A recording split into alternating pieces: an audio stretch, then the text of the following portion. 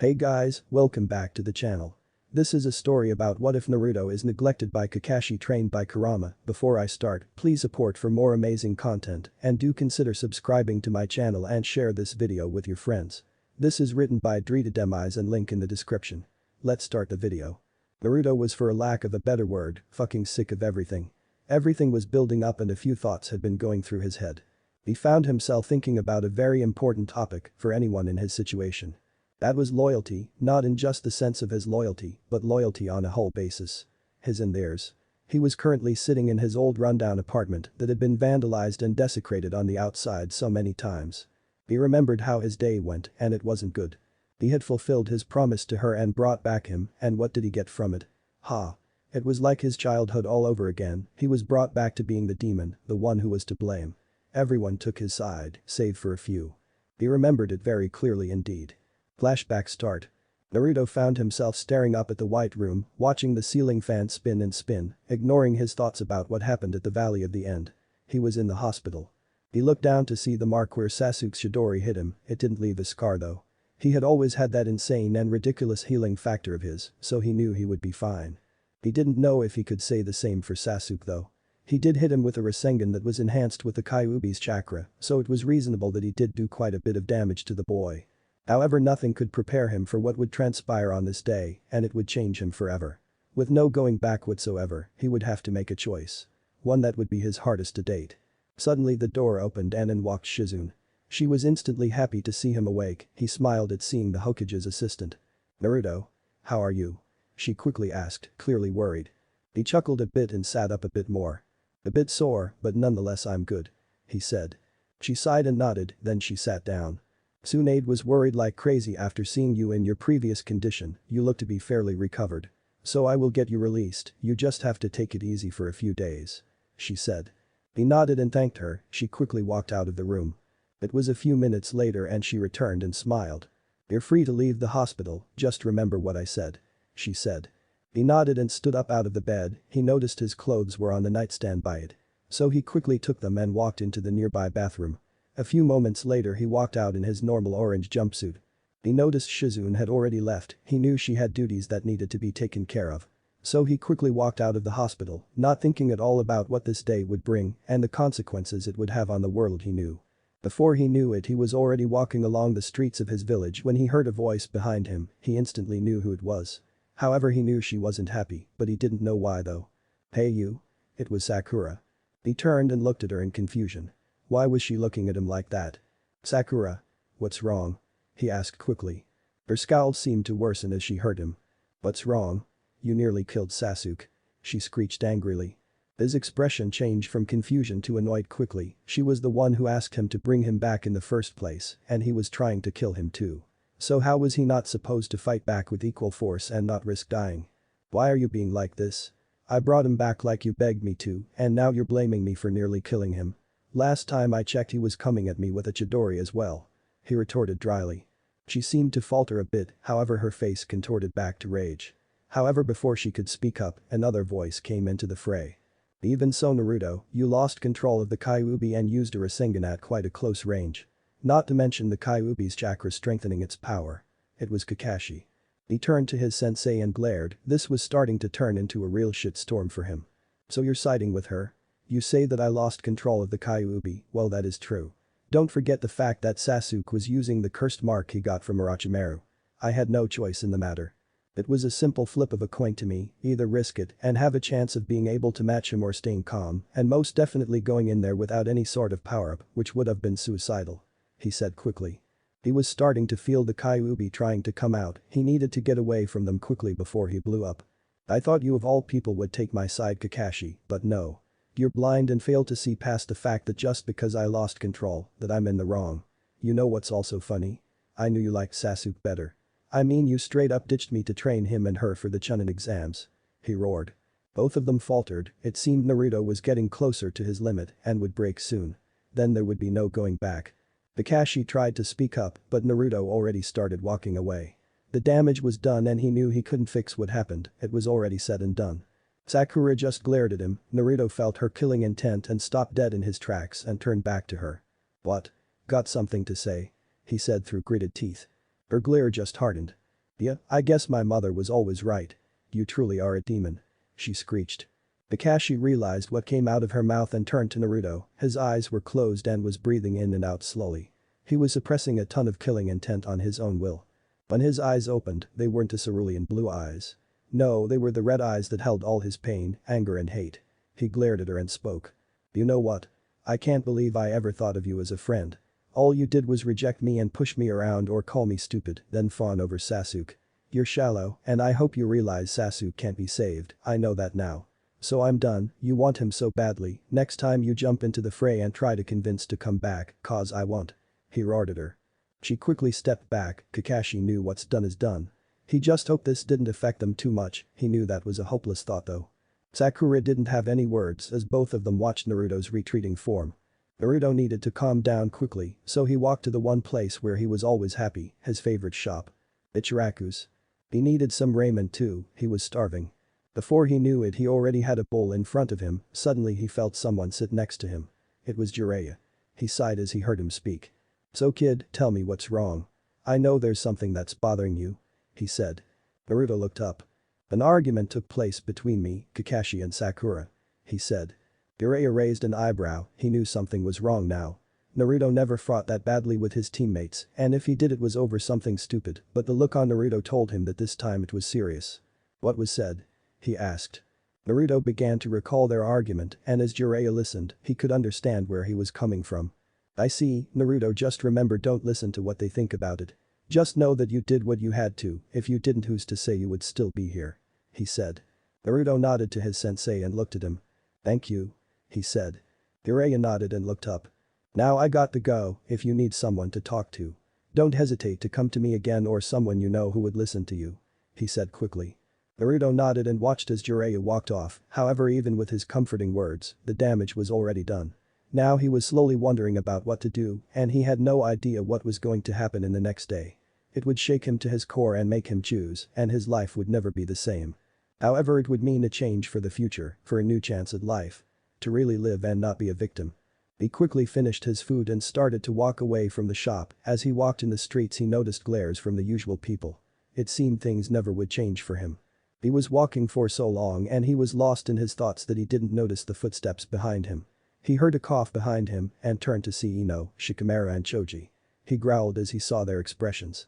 It seemed Sakura had already told them, most likely exaggerated truth though. What?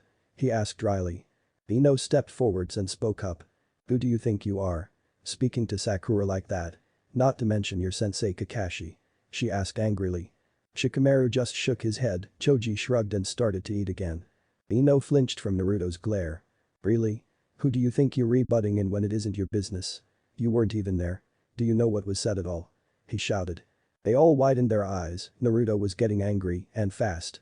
If you think Sakura is right, then go ahead and take her side. I already told my side and explained why I'm right and I don't regret what I said at all. Sasuke came at me with the intent to kill. So I had no choice. He shouted. The Kyuubi started to come out again. Ino glared at him, Shikamaru was as well. That wasn't very smart thing though, you could have gone about it differently. Shikamaru added. Naruto glared at him, Shikamaru flinched as he felt the killing intent. Like I told her, I don't care what you think. I don't give two shits to what your opinion is. So butt out. He shouted. He quickly turned around and started to walk away. He heard some mutterings and curses, but ignored them and continued forwards. He shortly arrived at his apartment and slammed the door and fell on the bed, instantly falling asleep. He was done with it all. Flashback end. That was yesterday, he didn't care anymore. He didn't care what they thought, he had dealt with their opinions with him all his life and he wasn't too thrilled about it. He was about to get up and go to the Hokage's monument to clear his head. However, he felt lightheaded and fell back on the bed unconscious. He suddenly found himself in his mind, he knew where he was. He didn't know why though. He looked at the cage that held the Kyuubi, it looked at him for a minute. Brat, come closer. He said. Naruto flinched at his tone, it was its normal bitter one, but there was something else to it. Naruto didn't know what made him, but he complied and walked to the cage. I can sense your mind is in turmoil, now I'm not going to sugarcoat it for you kid. I can see what you see, I know what has transpired yesterday, the question for you is what would you do about it to change your future? He suddenly asked. Naruto blinked, was this right? Was he actually having a civil conversation with him? Why do you care? Naruto asked suspiciously. The Kyuubi made a snorting sound before speaking up. Contrary to popular belief, I am not evil. Even if you are a stubborn brat that needs to learn some respect, I have no choice in the matter. You are my host and if something were to happen to you, I would be affected as well. He explained. Naruto blinked, but nonetheless spoke up. What could I do about it anyways? Most of the village thinks I'm a demon, I know my attempts would be futile. They'd never see me as Naruto Uzumaki. No, they see me as a nuisance and nonetheless a demon. He said. The Kyuubi looked at its host for a minute before relenting. Listen, I'm going to be straight with you. Blunt as a matter of fact. What you say is true, with me and you, you'd never really get respect for who you are. Now I'm not suggesting freeing me, I know how that would turn out. No, what I'm saying is why do you place your trust in people would already turn their backs to you? Why do you try to get them to acknowledge you when you know what the result will always be? With what happened yesterday is more proof to me. He said. Naruto sighed and realized there was some truth to what he was saying. Can you just get to the point? He asked dryly. The Kyuubi just snorted. Figures you'd say that, okay then. We know you aren't really welcome in this village and most of the people who are your friends have turned, now let's put in a hypothetical and say you had a choice. You could stay in the village and never see any change in how they treat you, or you could throw caution to the wind and say fuck it. Leave the damned place and start a new life. He said with a chuckle. Naruto's eyes widened. Become a missing nin. Are you insane? He screeched. The Kyuubi rolled his eyes. Yes, a missing nin, now if this were the case. You wouldn't be alone, I'd personally train you how to use my chakra so that you'd stand a chance against the hunters. He explained. Naruto's eyes widened again, if he did do that he could get incredibly more powerful. He could even learn new jutsus from the other villages. It was tempting indeed. He knew there was a catch however. What's the catch? He asked. The Kyuubi laughed. You're right, there is a catch. Now if you were to stay here, you'd eventually break and lost control and well, they might not want to deal with you. Who knows what could happen. Now if we were to do the first option, it would be hard to escape. I could do it though, if you gave me control over your body, now this isn't permanent, just to get a good distance away. As to the catch, well first would be some leeway, give me some room to breathe in here. Then I would like to at least get some more time to control you. Preferably to fight. He explained. Naruto was weighing his options, he needed to know if there was any more to it. Is there anything else? He asked. A few things as well, but we can discuss those at a later date. Now there are some other things I think I should tell you. He said quickly. Naruto blinked again, what was he getting at? What is it? He asked. He heard what he assumed to be a sigh coming from the Kyuubi. Boy, it's about your parents, why do you think they never told you your true parentage? They're hiding some very important details from you. He said. Naruto's eyes widened, it couldn't be true. Could it? He looked sharply at the Kyuubi. Explain. Was all he said. The Kyuubi chuckled a bit. That got your attention, huh? Well, it's true they are hiding something from you, and I know what it is. You see, your parents are rather famous and powerful. Especially your father. He started. Naruto's eyes widened again and he needed to know. Who are they? He asked quickly. The Kyuubi looked at him seriously. You want to know? You need to make a choice, if you knew who they were and you stayed here. It would only cause problems, now if you were to leave and then find out, you could benefit from the knowledge better. He said quickly. Naruto blinked and got angry suddenly. He was being bribed. The Kyuubi was bribing him. Really? He asked dryly. The Kyuubi nodded numbly. Naruto sighed and looked at him. Give me some time to think it over. He said. The Kyuubi chuckled and nodded, before Naruto knew it he was already waking up. He quickly got up and started to think about his conversation with the Kyuubi, he was willing to train him and give him knowledge about his parents. That is if he followed what he said and left the village. He was tempted to do it after all, and all he needed one was little push and he would. He didn't know that, the push he needed was coming and soon. Sooner than he thought. Before he knew it the sun had set and he wasn't back in his apartment yet. He was walking towards the Hokage's monument to think, he needed to decide what he was going to do and fast. He knew there were Anbu members watching him closely. There was no doubt in his mind, people were noticing the change in his attitude and would come to investigate it. Soon he was sitting atop the monument and was watching the night sky and he suddenly heard footsteps behind him. He turned around to see Kakashi and a few Anbu members. Naruto, why are you up this late? Kakashi asked curiously. Naruto didn't speak, he didn't trust himself to control himself from his boiling rage. Why do you care? He spat. They noticed his tone was bitter and unforgiving. Kakashi sighed and spoke again. Tsunade wants to see you now, there's something she needs to talk to you about. He said. Naruto didn't move, he looked up before speaking. How can I trust what you say? He muttered. Everyone heard him and wondered what he was going on about. What do you mean? Kakashi asked quickly. Naruto turned around to look right at him. All my life, I've been treated like a demon by the villagers. I'm sick of it all, my loyalties are in question. Why am I even here when I'm lied to and being treated like I am? He asked aloud. Kakashi looked at him shocked. What do you mean? He asked hesitantly. He was afraid of the answer. The Kyuubi told me he knew who my parents are, so if you knew, would you lie about it? Naruto said aloud. Kakashi sighed and looked at him. I think it's time to go to the Hokage, Naruto. He said. He was avoiding the question. Naruto just started laughing. No, I don't think so. He muttered. Kakashi took a step back, what was he thinking? What was he going to do? What do you mean? Kakashi asked quickly. Naruto didn't speak at all, suddenly a red chakra formed around him and two tails formed. I think the brat said it pretty clearly. It was the Kyuubi. Everyone took up defensive stances. The Kyuubi was now in control. Chapter 2. The Escape and Aftermath. The night air was chilling, no words were said. However, everyone that was in the area could feel the spike in chakra and it was enormous. Currently at the scene was Kakashi, he didn't expect this at all. What have you done to Naruto? He asked seriously. The Kyuubi chuckling noise and glared at the man. Why do you care? You'd rather train the Uchiha or that pink-haired girl rather than my host. You know it's true too, remember the Chunin exams. He said dryly. Everyone was shocked at his words, for one reason. It seemed that he actually cared for the boy. Kakashi still didn't care. Why did you take over his body? He asked angrily. The Kyuubi snorted and laughed aloud. I'm afraid you're mistaken, Naruto has given me control, not the other way around. I have his permission to take over. He dropped a bomb on them. They were shocked, what was going on? What was the Kyuubi planning to do? Before anyone could speak up, a couple more people arrived at the scene. Tsunade, Jiraiya, Asuma, and some of Naruto's friends were there. Ino was clearly shocked at seeing the chakra, Shikamaru's eyes widened as he saw it. A crowd was gathering. Sakura arrived in time with Sasuke who still was hurt, he was wide-eyed at the sight before him. What is going on?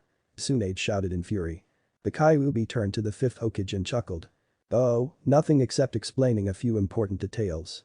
I was waiting for a good-sized crowd to listen to what I'm about to say, and now the time is right. He said with a chuckle. Everyone felt uneasy at his words. What was about to be said? Jiraiya didn't even hesitate and shouted. What have you done with my student? He shouted. The Kyuubi looked at him boringly and replied. Your student? Please, all you taught him was how to do the Rasengan, granted he does think of you as his real sensei, rather than that piece of shit Kakashi, now that everyone is here. I think it's time to clear the air a bit. Get some stuff off my host's chest that needs to be said. Firstly, you are bastards and backstabbers, specifically you two. He said. Everyone watched as he pointed at Kakashi and Sakura. They wondered what had happened. Jiraiya sighed and looked at the Kyuubi. They know what they did, but that doesn't explain the fact why you're in possession of Naruto. He said. Everyone wondered what he knew. What happened? Tsunade asked quickly. Kakashi looked down, and Sakura didn't even say anything, she glared at the Kyuubi. Those two had an argument with Naruto, and it seemed it affected him deeper than I thought. Jiraiya spoke up. Tsunade looked enraged, she stomped over to Kakashi and got in his face. What did you say? She asked furious. Kakashi sighed and explained what went down the day before, as Tsunade heard it, she only got more angrier at him and her apprentice. She walked over to Sakura and glared at her. What right do you have to judge how he acted? If he didn't do what he did, he could have died. She shouted. Sakura glared back at Tsunade and replied back. I don't care what he thought was right. He almost killed him. She shouted stubbornly. A loud smack was heard suddenly, everyone turned to see a red mark on Sakura's cheek. Tsunade had smacked her, hard.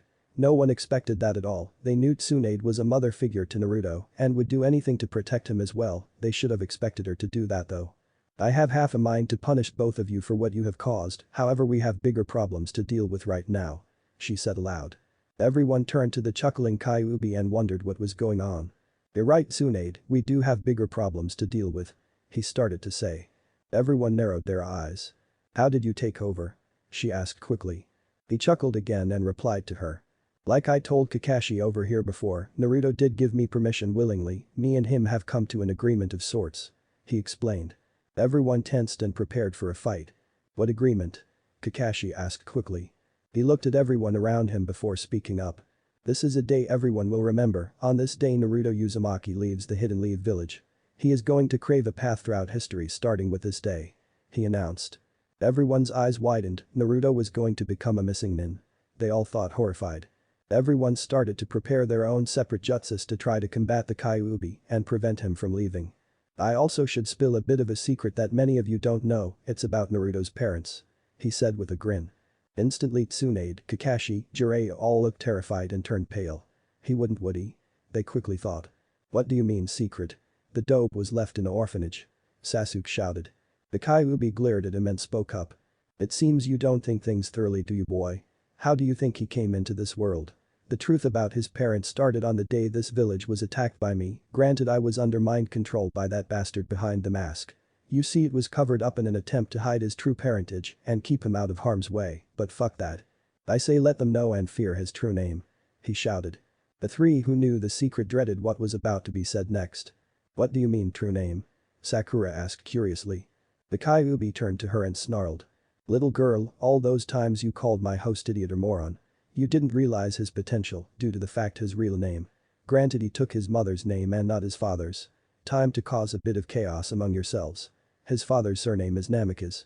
He said. Silence, that's all that was heard after his statement. The people who knew that name eyes widened. The secret was out. Yes, that's right, Minato Namikaze, your very own Yondaime Hokage, is his father. He said aloud. Everyone's eyes widened now that the secret was out. The Kyuubi smirked and started to speak again. Now that is done with, Naruto wishes to let you know that you won't find him again. From this day onwards he is no longer a shinobi of the leaf. Next time you see him, he won't be so forgiving of the people who betrayed his loyalty and trust. As for the others, he holds no resent, however he can't stay here anymore. He continued. Before anyone else could speak up, Tsunade did. Stop him from leaving. She shouted. The Kyuubi smirked and cracked his joints as he felt everyone's chakra rise. This was going to be fun. Fun indeed. He quickly dodged a Chidori from Kakashi and everyone watched as one of the tails wrapped around the arm of Kakashi and threw him backwards. They were shocked he could manipulate the chakra like that. How? Sasuke asked quickly. He wondered how something like that could happen. They did outnumber the Kyuubi by a good bit. Kid, I'm the Kyuubi no Kitsune. This power is my own, I know how to wield it with deadly precision. He snorted. Everyone tensed again, they knew now they were in for the fight of their lives. They all watched slowly as the Kyuubi started to form a familiar hand seal, it was very familiar to them indeed. Page Bunshin no Jutsu. He said quickly. Suddenly 5 puffs of smoke appeared and clones came out, they were all clones of the Kyuubi too. Everyone felt the chakra the clones had, it was immense. The Kyuubi was truly terrifying when it wanted to be, everyone watched as the Kyuubi smirked and started to speak. I'm afraid stopping me is impossible, it is futile. He said quickly. No one listened and they charged forwards with the intent of stopping him to their fullest abilities. Suddenly everyone froze as the Kyuubi started to charge a large amount of chakra, they watched as his tails started to turn darker as 2 more formed. He was in his 4 tails form and it didn't look like he was going to hold back. With no word said everyone charged once again. Kakashi quickly formed another Chidori, but it futile as it was met with a clone's Rasengan. The clone was using the vermilion version of the move, effectively making overpower the Chidori by a large margin. It was a battlefield, Ino's team were dealing with 2 clones and were hopelessly outmatched. Tsunade and Jiraiya were taking on the real Kyuubi in its 4-tailed form. Jiraiya decided he had no choice, the Kyuubi watched with interest as he noticed the man's chakra rising by a large bit. Tsunade noticed it too and turned to him. They watched as he placed his hand on the ground. He was doing a summoning. They watched as none other than Gamabunta the chief toad was summoned. Jiraiya, why have you summoned me? He asked aloud. Jiraiya pointed to the Kyuubi. We need to stop the Kyuubi from escaping. He explained. Gamabunta took a look at what was currently going on, it was a big situation no doubt. The Kyuubi growled as he knew this fight was starting to get a bit unfair. He was in his 4-tailed form and he was about to face off against a chief toad who no doubt could easily handle him in his 4-tailed form. He quickly came up with a plan, it was a last-ditch effort, being that they were still on top of the Hokage's monument he could get a little reckless. He knew Naruto wouldn't like it if he destroyed the village, he wanted to leave and start anew, not destroy it. Everyone watched as the clones dissipated, leaving the Kyuubi to himself. They knew he was planning something, he suddenly roared and charged his chakra even higher. He was starting to gain more tails, he stopped at 6. Everyone stared at him as pieces of bone started to form on top of the chakra he possessed. Surprising everyone, he curled his tails around him and swung them in a windmill motion, he was trying to create some room. He proceeded to leap in the air and formed 2 large Rasengans in his hands, they wondered what he was planning. It seemed like he was going to fall down to the ground and aim them at the ground, however they were shocked as he placed both of them together. In an instant they blew up, thus launching him higher into the air. He was about a good 40 feet in the air. They all started to run away from the blast site as he plummeted back towards the ground. They all watched as he neared the ground. He slammed his tails like a hammer and made a big shockwave, knocking everyone back and kicking up a lot of dust. He knew it was time to make his getaway while everyone was distracted. 10 minutes later all the dust cleared away, leaving a shocked group of shinobi. All of them realized what had happened. Tsunade was enraged, Jiraiya was too, however for different reasons. He glared at Kakashi and Sakura as the silence rolled on. I want him found now. He is now a missing nin. Bring him back here at any cost. Tsunade shouted in fury. She then looked to Kakashi and Sakura. You two, meet me first thing in my office in the morning. You'd better not be late, she said through gritted teeth. She turned to Jiraiya and spoke up. Jiraiya, you trained him more than Kakashi, so you should be able to figure out his patterns. Think about what he would do and find out where he could be going, she said quickly. He nodded and sprang into action and sprinted off into the night. Tsunade was barking orders left and right, she needed to do damage control quickly. It would only be a bit before the council heard of the whole ordeal. They would want him to be found quickly. Once they learned the truth about his parents, there would be no going back. As everyone was still in their stupor, she noticed something in the middle of the crater that was caused by the impact of the Kyuubi. Quickly dashing towards it, she kneeled and picked it up. It was his headband. The hurt was now real, it dawned on her. He left and didn't plan on coming back. Scene break the morning after. Kakashi and Sakura were currently walking to the Hokage's office. They knew they were in for a rough lesson about what they did. Sakura couldn't help feel guilty, however one thing was currently nagging her mind. Kakashi, is Naruto really the son of the fourth? She asked. He turned to her and nodded numbly. Yes, it was kept a secret for his safety. However now that doesn't matter, it's only a matter of time before the rumor spreads and the other villages learn of the truth, he said quickly. They looked around the village to see it in a cheerful attitude. It seemed they noticed the lack of certain someone. They wondered what they would do when they heard about his father. They soon arrived at Tsunade's office and opened the door. As soon as they stepped in they were met with glares from both Tsunade and Shizune. Shizune quickly left the room, probably to avoid letting her temper get the best of her. Tsunade sighed and spoke up. You two will listen very closely and you will not interrupt me at all, she started. They both nodded and listened as she continued on. I have a mission for you two specifically. You're going to go to Suna and report what happened to their council on what happened with them out of the Akatsuki. It's most likely the council is leading the village. He can't be out of the land of fire yet, so if he were to start moving again, he might go toward Suna. Report back once you have done just that, she said quickly. They both nodded and left for Suna.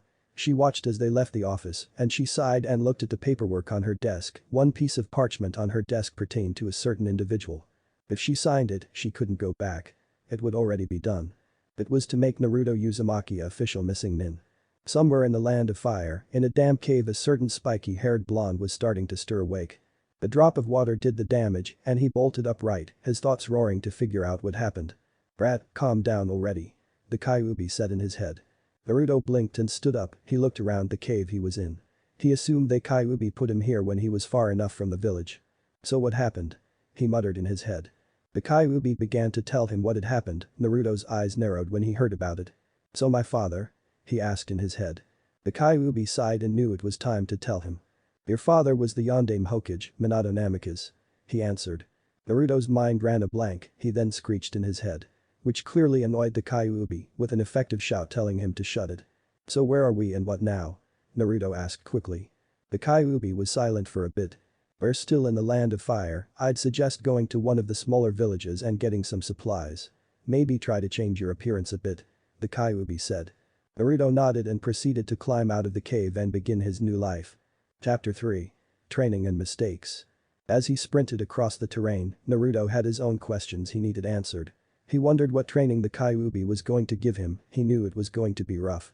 He knew without a shred of doubt that it wasn't going to be easy. He knew that Fox was going to have some kind of sadistic pleasure in torturing him with grueling hours of training. He knew it was the truth too. He was currently deciding what his best course of action would be, and it was about which village to go to. He needed supplies for sure. He also needed to get out of this jumpsuit. He stuck out like a sore thumb in it. He was going to get a mask like Kakashi wore. It would definitely make it harder for someone to recognize him.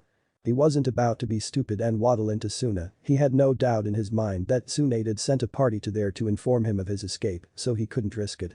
So he was debating on going to Kusa and shopping there, then heading out again before anyone got suspicious of him. They were allies with Konoha after all. So he needed to proceed with caution. He also knew he couldn't go crazy with spending, granted he did save up a good bit of Ryo. However, he knew it would only last him so long, so he needed to be careful and make sure to not overspend. He needed just the essentials. So with those thoughts in his mind, he raced towards his destination. He assumed it would be an hour or two before he reached it. Before he knew it, he had already arrived at the village. He needed to be careful, he couldn't stay forever, and people would know a new face. So with his thoughts in place, he walked into a general store.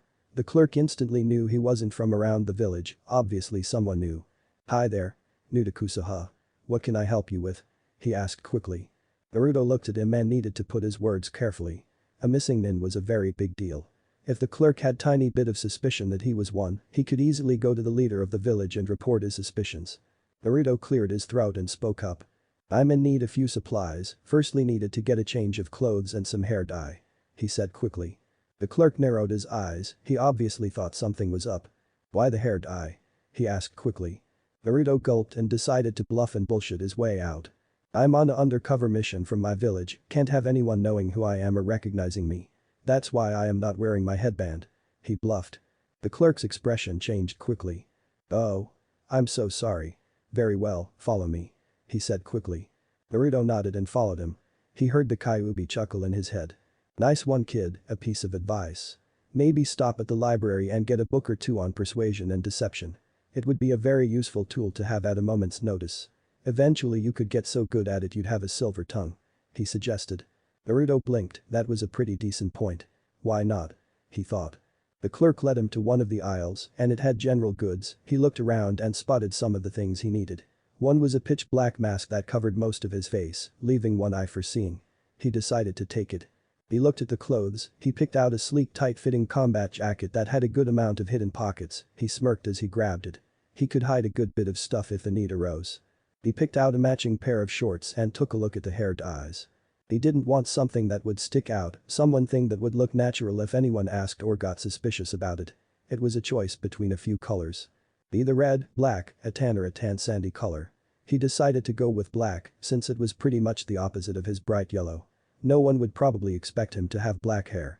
Gathering all of his stuff, he proceeded back to the checkout. The clerk saw the mask and raised an eyebrow. Naruto saw this and quickly spoke up. "Decided to get it on a whim, better safe than sorry," he mused. The clerk seemed to buy it and rang it all up. Before he knew it, Naruto was already outside. He quickly walked into a nearby alleyway and proceeded to change. Quickly throwing his orange jumpsuit in a nearby trash can, he proceeded to walk to the nearby library and decided to pick up a few persuasion books and started to read. He chuckled as he read the title. Speechcraft for Morons. However, he opened the book and started to read nonetheless. It was about 30 minutes later and he summed up what the book told him, different manners of speaking and how to use certain words to your advantage. He thought it was a pretty good idea to learn persuasion. It would definitely help him later. He eventually read what he could. He knew he couldn't stay in the village that much longer. He was sure Tsunade was already sending parties to the other villages to find any traces of him. He quickly put the book back and walked into the bathroom. It was time to dye his hair. It was a messy 15 minutes later and he finally came out with sleek black hair. He guessed no one would know he was Naruto Uzumaki. As he finally stepped out of the building, he looked at the mask and fitted it to his face. It was time to move on and decide his next course of action. Now he knew with this disguise he could go to some villages who knew his name, they wouldn't be able to see past his measures and wouldn't know it was him. Only a few people could be able to see past it. He knew if he ran into anyone from the leaf, they would be harder to fool. He still needed to focus on training too. He shuddered at what he wondered it was going to be like. "So what's this training you're going to give me?" Naruto asked the Kyuubi. He waited for a response from the being he held. "First thing you need to learn about is your chakra. You have two types of chakra. Yours and mine, each with its own properties and affinities." He started. Naruto drew a blank. "Affinities?" he asked confused. He heard the Kyuubi snort before replying. "I keep forgetting that those teachers you had at that academy barely taught you jack shit. You see, there are 5 affinities. Earth, fire, lightning, wind and water. I have the fire affinity with my chakra, while yours is a wind affinity," he explained. Naruto's eyes widened, then he rose an eyebrow. "How do you know mine is a wind affinity?" he replied confused. The Kyuubi snorted again before replying. "Brat, I've been with you since you were born. I can easily tell what your chakra's affinity is. Now on to the next part. Wind chakra is very deadly and precise when trained right, however I don't know how to train in that area, so we will work with my chakra. Since it's your best bet at staying alive against the hunters that will no doubt come for you, we will start with my chakra. He explained. So what exactly can I use your chakra for? Naruto asked confused. He assumed the Kyuubi was rolling his eyes as he spoke. My chakra is very powerful, as you know. It has multiple applications, the most obvious is fire release, that is the easiest to learn. However, that's not what I'm going to teach you first. Chakra is very malleable and as such can be used in multiple ways.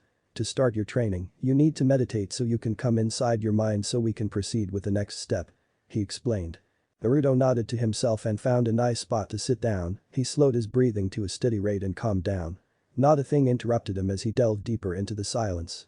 Soon he found himself going deep into his subconscious and found himself standing before the Kyuubi itself. Good, now we can proceed. He stated. The Kyuubi then held his fist out and looked to the boy. Bond our chakra together, it will be easier for you to call upon mine afterwards. He explained. Naruto nodded and placed his fist against the Kyuubi, once he did he felt a rush of power. Suddenly his subconscious started to fall apart as woke up, he looked at his hands to see no real difference. Now it's time for you to call upon my chakra, to do so. Reach deep down and pull it from the depths, search for intense source. You'll know when you find it. He explained. Naruto hummed and focused, he felt a roaring sensation of pure flames. He pulled it forwards, and it started to ignite like gasoline was poured on it, suddenly chakra flowed like it endless. He looked at his body, covered in the red chakra. It was like the time when he faced Neji, except it seemed more controlled and tamed. Like he could use it freely, he chuckled as he knew he could now. Now before you go crazy and test it out like no tomorrow, you need to know this chakra is like a beacon in the night. Any sensor will be able to pick up the massive spike in energy, it's my chakra after all. You need to hurry and do some quick tests and then get rid of the chakra and get the fuck away from the area. Anyone nearby will, he explained. Naruto nodded to himself, he knew what it meant. He should only use it when it was absolutely necessary. He was going to train a bit with it though, so he did get a good grip on it, at least he would know how to use it right when the time came. Okay, now with my chakra, you can use a very special property it can utilize. It's called Foxfire, as a kitsune my chakra allows for its use. Foxfire is very powerful, it doesn't need any hand signs to use either, so it's versatile. To use it, imagine the chakra igniting and its temperature increasing. If you do it right you will summon the Foxfire. He explained. Naruto nodded and closed his eyes, then started to concentrate. He started to feel his hands get hot, he concentrated even more on that sensation, and it felt like they were burning. He opened his eyes to see them covered in golden flames, he could tell they were very powerful. Doing an experiment he wondered how they could be manipulated, he quickly noticed it was tougher than he thought. He was about to make the flames swirl around him like a cloak, however that was really all he could do. He needed more practice.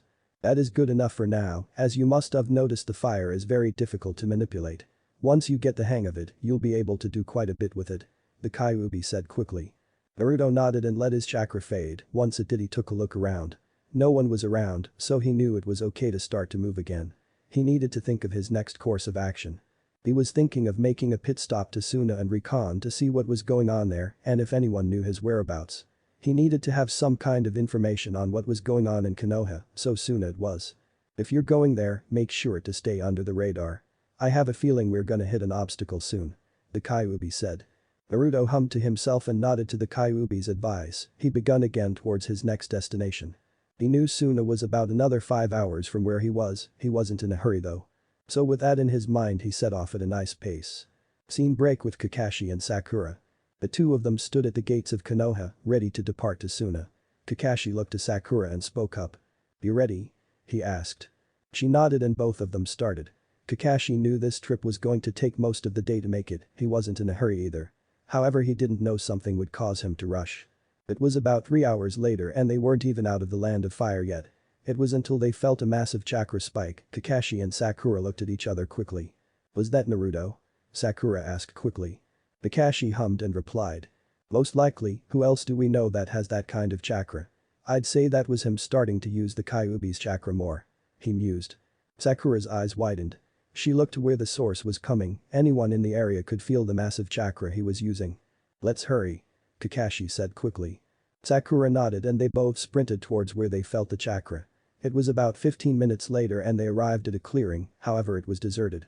It was obvious that someone had recently been there though. We just missed him. Kakashi cursed. Sakura looked around to see anything to point his direction he was going. Any ideas where he could be going? She asked. Kakashi sighed and walked to a spot where it was barren. It was obvious the chakra made the impression in the ground. He was looking for any tracks or signs that would have been left. He looked up to the sky to see there was a good bit of daylight left. Well, there's a few options he could have chosen. Either he stopped at Kusa and did some stuff and is now heading towards Suna. If that's the case, we might catch him there. However, he may already have been to Suna and is going towards Kusa. Either way, we know he is in the area. We need to continue to Suna though. Let's hope we can find him there. He mused. They both started once again towards their destination. Before they knew it, they were already in Suna. Walking around, they spotted someone familiar to them. It was Temari. She looked to be shopping.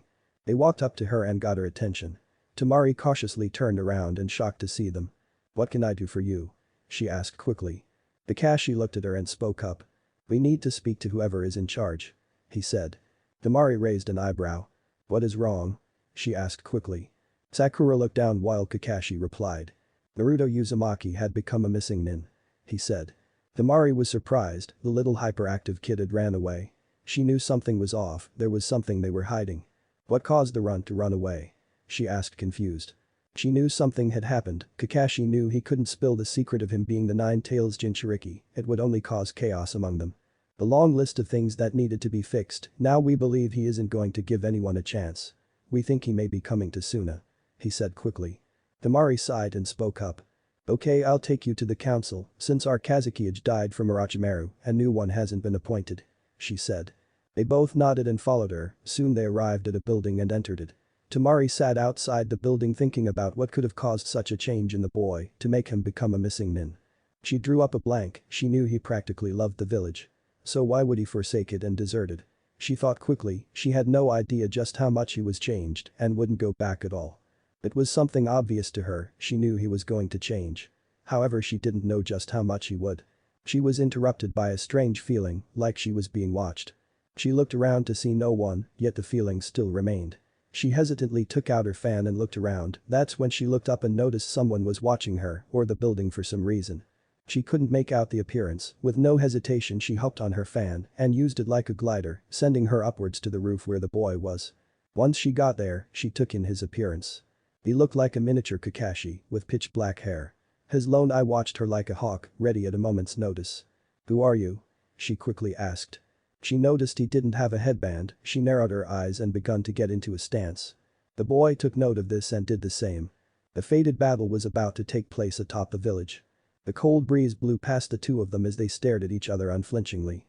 Temari had no idea who this was. She thought for a second it might have been Naruto, but Naruto didn't dress like this and didn't have black hair. Oh, how wrong would she be when all the secret spilled out? She looked at him closely as he did. "Who are you and what are you doing here?" she asked quickly. He didn't answer. He feared a bit that if he spoke, she might recognize his voice. He knew Kakashi and Sakura were still in Suna as well. So he couldn't get reckless and cause a massive scene that would no doubt attract unwanted attention. "I'll give you one more chance to answer me. Or I will beat it out of you forcefully," she shouted angrily. She didn't like the look he was giving her. It was observant like a hawk watching its prey, but at the same time it was bored and lazy, like he thought she wasn't worth it or that he didn't have the time of the day for this. "You're Temari, brother to Gaara and Kankuro. You should leave while you still can," Naruto said in a deep voice. He was trying to mask his voice somewhat by making it more animalistic and deeper. She narrowed her eyes and brought her fan out. "Who are you and how do you know about us?" she demanded angrily. Naruto sighed and realized he had no choice. It was hopeless to try to avoid the situation. Once Temari noticed he isn't responding to her at all, she took out her battle fan. "Gyuten. Kazekiri no Jutsu," she shouted. Naruto quickly rolled out of the way as the sharp blast of wind came at him. He cursed as he realized if he got hit by those, it could rip his mask off. He looked at her to see her sizing him up. It was obvious she realized it wasn't going to be easy. However, that wasn't going to stop her. She quickly let off another cutting whirlwind at him, which of course he easily dodged. She stopped for a second as he started to make a few hand signs. It quickly ended and with 4 words sent her into shock. "Page Bunshin no Jutsu," he shouted. All around her clones formed. She counted about 20 of them all ready to attack at once, and they did. They all charged at once. "Gyuten. Kazekiri no Jutsu," she shouted again. This time she spun her fan in a circular motion, intending on hitting as many clones as she could. She did get a good bit of them. She looked to the man to see him standing still. "I'm going to say this once, leave now before I have to end this," he said quickly. She scoffed at him, he lowered his head for a split second, she wondered what he was going to do. She watched as he formed a Rasengan, she looked shocked. She knew this technique and the destructive power it held. Naruto sighed and looked at her one last time and charged. In a split-second decision she rolled out of the way, but she let go of her fan. Her eyes widened as she saw the Rasengan hit the ground near her, she didn't even know what happened, but she was sent flying. Naruto cursed as he realized what he did, he knocked her off the roof of the building, and without her fan, she would surely fall to her death. He knew he could save her, but it would come at a price. That price was revealing who he was. The Kyuubi seemed to read his thoughts and spoke in his mind. "Just know if you do this, there's no going back," he said quickly. Naruto knew that already. He sighed and knew what he had to do. "Just do it already," he shouted back to the fox. He heard a chuckle and it was like a snap, and Naruto felt the immense amount of chakra come to him, with an explosion of the demonic chakra his appearance changed. Two tails formed as his features turned animalistic. The mask was already starting to fall off from the wind blasts he was facing earlier, now with his transformation it did the final part and it fell on the ground, leaving him exposed. "You better hurry, that girl is falling to her death," the Kyuubi mocked in his head. Naruto just growled and got on all fours and ran as fast as he could and leaped off the building. Temari looked up just in time to see something coming at her. Her eyes widened with fear as she took in the boy's appearance. Before she knew it, she was grabbed by him and hoisted on his shoulders in midair. "Hold on tight," he said through gritted teeth. Naruto was losing control and fast, he didn't have any training with his transformations, so he knew it would only be a matter of time before he lost himself. Temari shut up and watched in awe as he scaled the building with his claws. Before they knew it they were on a roof across Suna, Naruto dropped her quickly as he felt someone coming. He heard someone land and turned around to see none other than Kakashi and Sakura. "Naruto," Sakura muttered sadly. Temari heard that and her eyes widened instantly. "That's Naruto," she screeched aloud.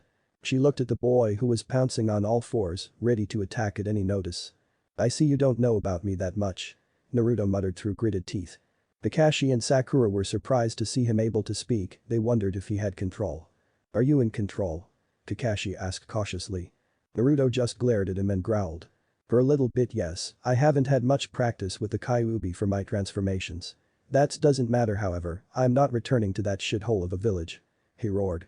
"Here's a little help, brat, your transformation gets stronger with rage, while your level of control decreases as you gain more tails.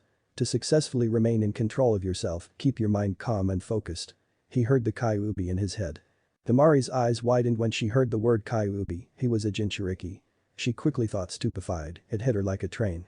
The Kyuubi was the most powerful of the tailed beasts, with it having 9.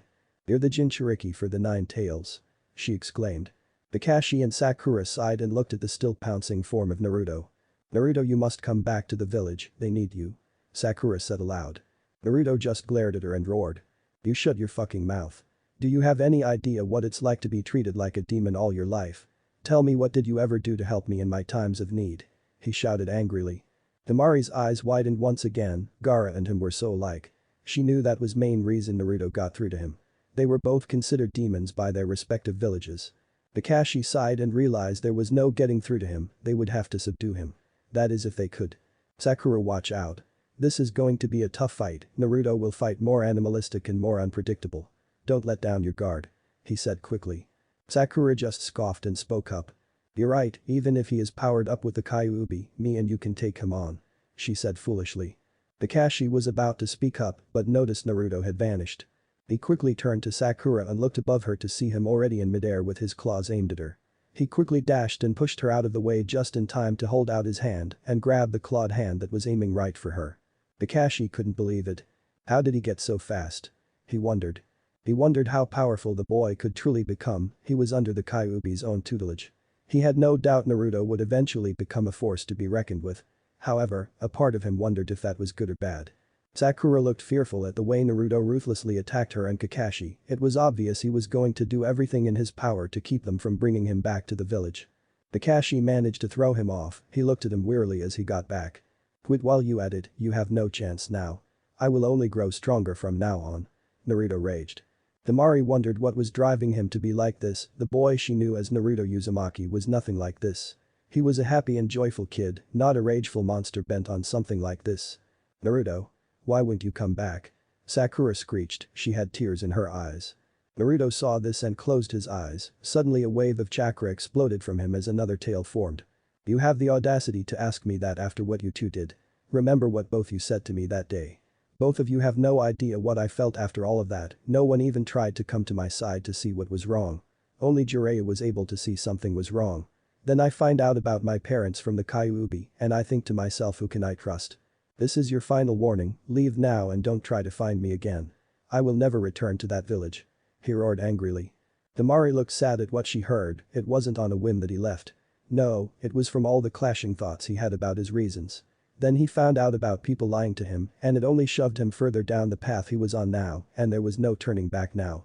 She could only wonder what they did to him to make him like this. She also wondered what the others did. She knew if he was a Jinchuriki he would have a hard life. Please Naruto. Everyone wants you back. Sakura said aloud. Naruto scoffed and glared at her. Enough. Go back to your Sasuke that you wanted back so much. I did bring him back for you, didn't I? Then you turn your backs on me and say I almost killed him, please bitch. He used that cursed mark with a Chidori. It's time to end this. He said quickly. Both of them tensed as he started to form a familiar hand sign. Page Bunshin no Jutsu. He roared. 3 clones appeared around him, each ready to strike at any second. Temari knew this fight was starting to get out of hand, she didn't have her battle fan either. So she was useless in stopping him. Raiden. Raijutsuga.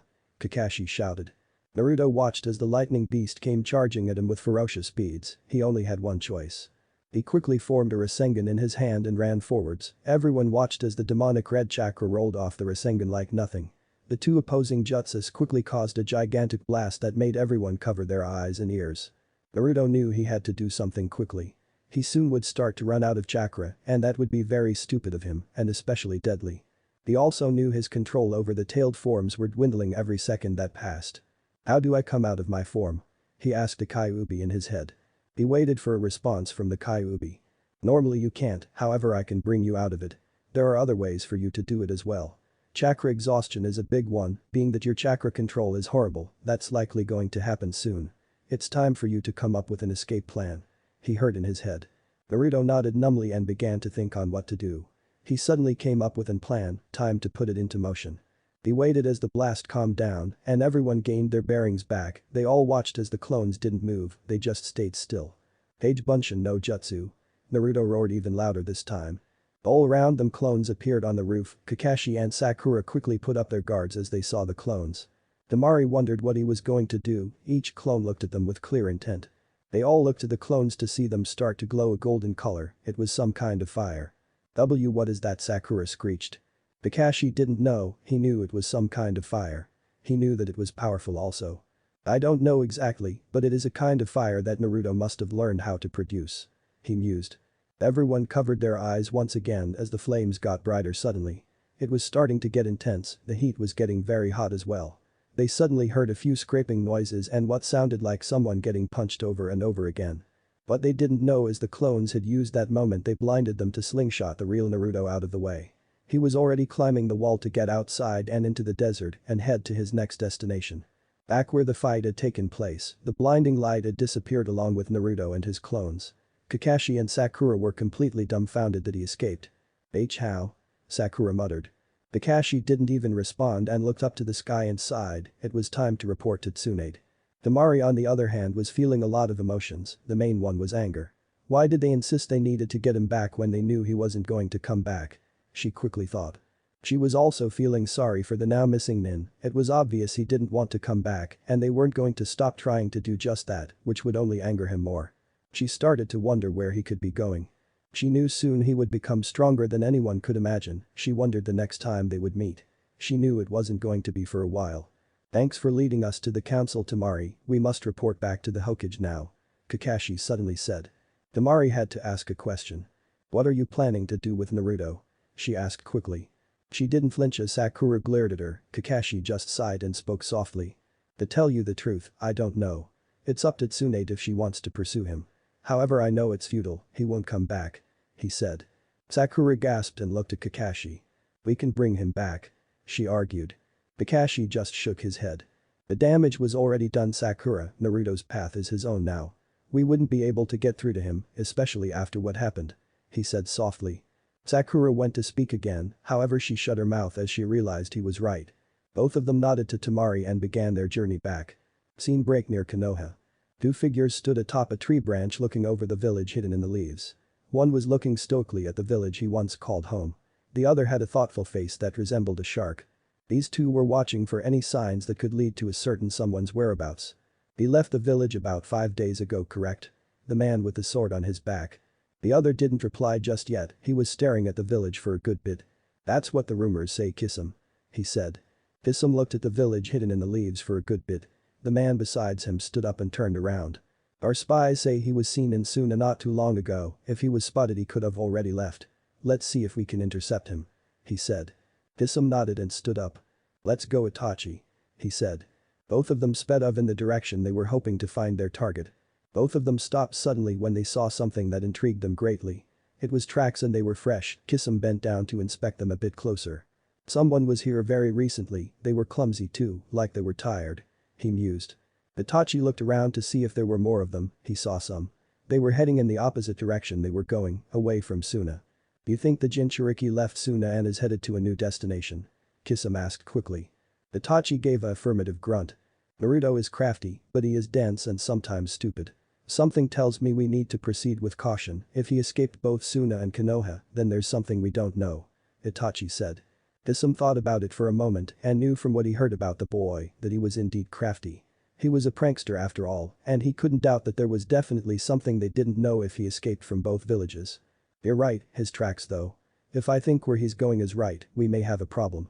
Kisum said suddenly. Itachi turned to him with a confused glance. What? He asked confused. Kisum looked to him and replied. I think he is headed towards Kumo, if he gets there. It will be a lot harder to find him. He said. Itachi sighed and realized that was the truth, Kumo was pretty big and it would take a while to find him if he was headed there. Well, let's no waste any time and let's see if we can catch up to him. Itachi said quickly. Kisum nodded and they both sped off in the direction the tracks led. Chapter 5. One down, one to go. Naruto sluggishly walked under the canopy of the forest he was currently in, if he had to guess he was at least a day from the land of lightning. He nearly escaped from Suna and it took if not all, most of his chakra to do so. So what's your plan? He heard the Kyuubi ask in his head. Naruto was silent for a good bit, he was thinking on his next course of action. He was on his way to Kumo, but when he got there then what? That was the missing detail in his mind, he quickly decided he would cross that bridge when the time came. He was startled when the Kyuubi suddenly spoke up. Kid, keep moving and don't stop at all. He heard. Naruto wondered what he meant by that, what was going on. He quickly thought. What's the matter? He asked in his head. The Kyuubi was silent for a good bit. We're being followed. He replied. Naruto instantly tensed, he thought he already got away from Suna. Who was following him? Those thoughts were running through his head like a speeding bullet. Who is it? He asked cautiously. He couldn't fight right now, so he needed a place to hide out for a while. He needed to rest and get his strength back before he could take on someone. Don't know exactly who, but I sense 2 distinctive chakra signatures that are coming towards us. He said quickly. Naruto nodded and stood up straight, he needed to conserve what little chakra he had left, so fighting them was out of the question, even with the Kyuubi's chakra, it would still be a tough fight with it being 2 against 1. He however had a plan. I'm gonna call on your chakra some, I'm gonna try to confuse them with shadow clones. Make them spread out while making obvious tracks. He said quickly. The Kyuubi was silent for a good bit. You'd better hurry, they're coming closer. He said finally. Naruto nodded and started to call on the chakra, he only wanted a little bit. Only enough to make 4 or 5 clones. As the familiar red chakra covered him, he started to form the hand seals. Page Bunshin no Jutsu. He shouted. 4 clones appeared in front of him when Naruto finished giving orders. They all nodded and split up, making as many tracks as they could, purposefully making obvious that anyone could see them. Naruto then decided to take a detour, he quickly thought that they might have known where he was headed. So his 1-day trip turned into a 3-day trip. He knew what he just did would confuse them a bit and give him a window to get a good distance away, however he needed find somewhere he could rest soon, the nearest village that he could go to was Yuga, so he decided that was where he would head for right now. Where he was right now made Yuga about a couple hours away and he could make it if he really wanted to, but he was still exhausted. So he opted for looking for something hidden so that his chances of being discovered were slim. He also preferred something that had multiple escape routes, if the need arose he could use them. After about 10 minutes of searching, he found a spot that was covered by dense trees and a cave that had an overhang. He didn't know how far the cave went and what was in it. He didn't want to go exploring either, settling down by an enclosed area by the cave he began to make a small fire pit, he wasn't going to light it yet. He needed food, so that meant only one thing. He was going to have to hunt for it. That was one thing he never had to do, so this was going to be a trial and error type thing for him. However, he wasn't going to fail. Use your chakra to enhance your senses, use your senses to find an animal, and kill it to get food. He heard suddenly. Naruto blinked quickly after hearing that. Huh? He muttered confused. He assumed the Kyuubi was rolling his eyes. Consider this your next lesson, chakra is very malleable as I've told you before. As such it can be used in quite a different number of ways. Chakra can be used in a single place to strengthen that area, as such it can be used in a multiple of ways. That boy with the dog used his chakra to enhance his smell during the fight with you. You can do the same if you learn how to. The Kyuubi explained. Naruto listened as the Kyuubi continued on. There were also different types of chakra, one could very well solve this problem you're having. It's called senjutsu, it is the natural energy that you mix with your own chakra. People who utilize this chakra are called sages, and they enter a mode called sage mode. He continued. Naruto blinked and spoke up. How do I use senjutsu? He asked. The Kyuubi chuckled before replying. To learn how to use senjutsu requires three things, one is sensing the natural energy, then you must let it gather around you by meditation. Then finally you must learn to mix it with your own chakra. He explained. Naruto knew there was something else that he wasn't telling him. What's the catch? He asked quickly. The Kyuubi chuckled and replied. There is a catch, you see those toads have a special oil on their mountain that makes it easier to learn how to use the natural energy for sage mode, since we don't have that luxury. It will be twice as hard to learn it, it's not going to happen overnight. He explained. Naruto sighed as he heard the Kyuubi, he knew it was going to take a while to learn to use senjutsu, so he needed to figure out a time when he could start to meditate and learn it. After all he was being chased and was currently a missing nin, so senjutsu would have to wait. Is there anything I can do to help find an animal to kill it so I can get food? He asked quickly. The Kyuubi was silent for a while. You could use the first step of senjutsu to search for the natural energy that an animal would have, a life force to be exact. He explained. Naruto just sighed and found a quiet place and sat down, it was obvious to him that was all the help he was going to get from the fox this time. He sat there for about 30 minutes and started to feel something. It was like a raindrop falling on a pond and causing a ripple with a feeling spread out to him. He had a feeling that this was the natural energies that the Kyuubi was talking about. He noticed several different things around him, like dots on a map. He thought it was like a radar, he noticed one point near him was still and not moving at all. He opened his eyes and hopped on a tree limb and crept closer to where he found the source. As he neared it, he found a clearing with a deer curled up by a bush, he now understood how senjutsu worked, he still wasn't ready to actually use it with his chakra and use sage mode, but he had no doubt he would eventually learn it. He wasn't going to fail at that. He knew what he was about to do was something he'd never thought he would do, but it was that or starving. With no choice he took out a shuriken and hurled it with precision at the sleeping deer. 5 minutes later he was dragging the carcass to his campsite. I'm surprised you were able to sense the natural energy that quickly, usually it takes a lot longer. The Kyuubi said suddenly. Naruto chuckled and began to set up a fire to cook the meat, he knew most of it was going to be wasted, so he only was making a fire for a few pieces. Once the fire was lit and some meat was being cooked, he sat back and began to think more on what his plans were. He remembered from what he read about his father that he and the Raikage fought quite a bit in the Third Shinobi War, and from the stories he heard from Jiji that they had respect for each other. So he was thinking about asking the Raikage to help him out, he wondered what would come of it though. Worst case scenario, he would let the Kyuubi take over. But those thoughts in his head he began to eat his meal and started to doze off. Scene break with Itachi and Kisame. Both of them were severely annoyed by the little runt stunt, they had been fooled. Damn that kid. Kisame muttered annoyed. Itachi just looked around for anything that could lead them in the right direction, but there was nothing. This only proves my point that he is more unpredictable and clever than before. We should have seen this coming, he most likely used shadow clones as a diversion so that we would follow tracks that weren't by the real one. Itachi said quickly. Kisame nodded, but his eyes were a different story. He wanted to gut the little runt for making fools out of them. What now? He asked his partner. Itachi looked at Kisame before replying. If he is headed to Kumo like we think, then he is delayed a bit. With his diversion he most likely had to find a place to hide out, so I doubt he has made it that far. I think he may stop at Yuga since it's in the middle of his travel plan, we head there and wait for him. He said. Kisame nodded and they both started to head to the village.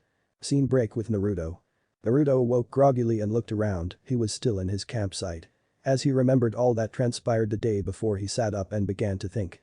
He had no idea on the whereabouts of the two who were following him, and given the fact that he wasn't captured in his sleep, he assumed his ploy worked and he had lost them. However, he knew it wasn't over yet. No, not by a long shot.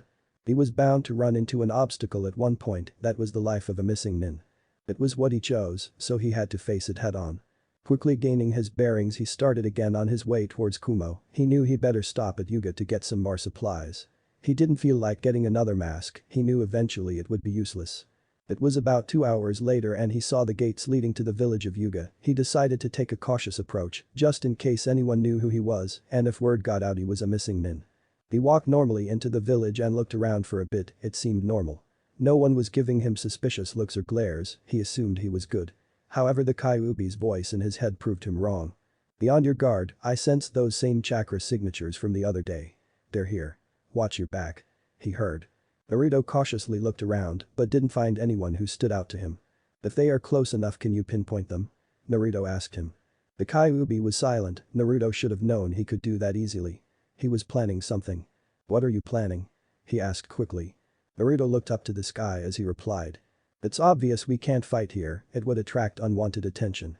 We bait them into following us. Once you pick out who is following us, we show a bit of power to get them to know it's us. Remember, I don't look like me anymore, so we need to let them know I'm who they are looking for. He explained. The Kyuubi chuckled. It was actually a pretty good plan. Okay, start walking around the village, make yourself noticeable. Your black hair already sticks out like a sore thumb, so it shouldn't be hard to get their attention. He heard the Kyuubi. Naruto nodded and purposefully walked out in the open, stopping every few minutes looking around. He wanted them to see his face and know it was him.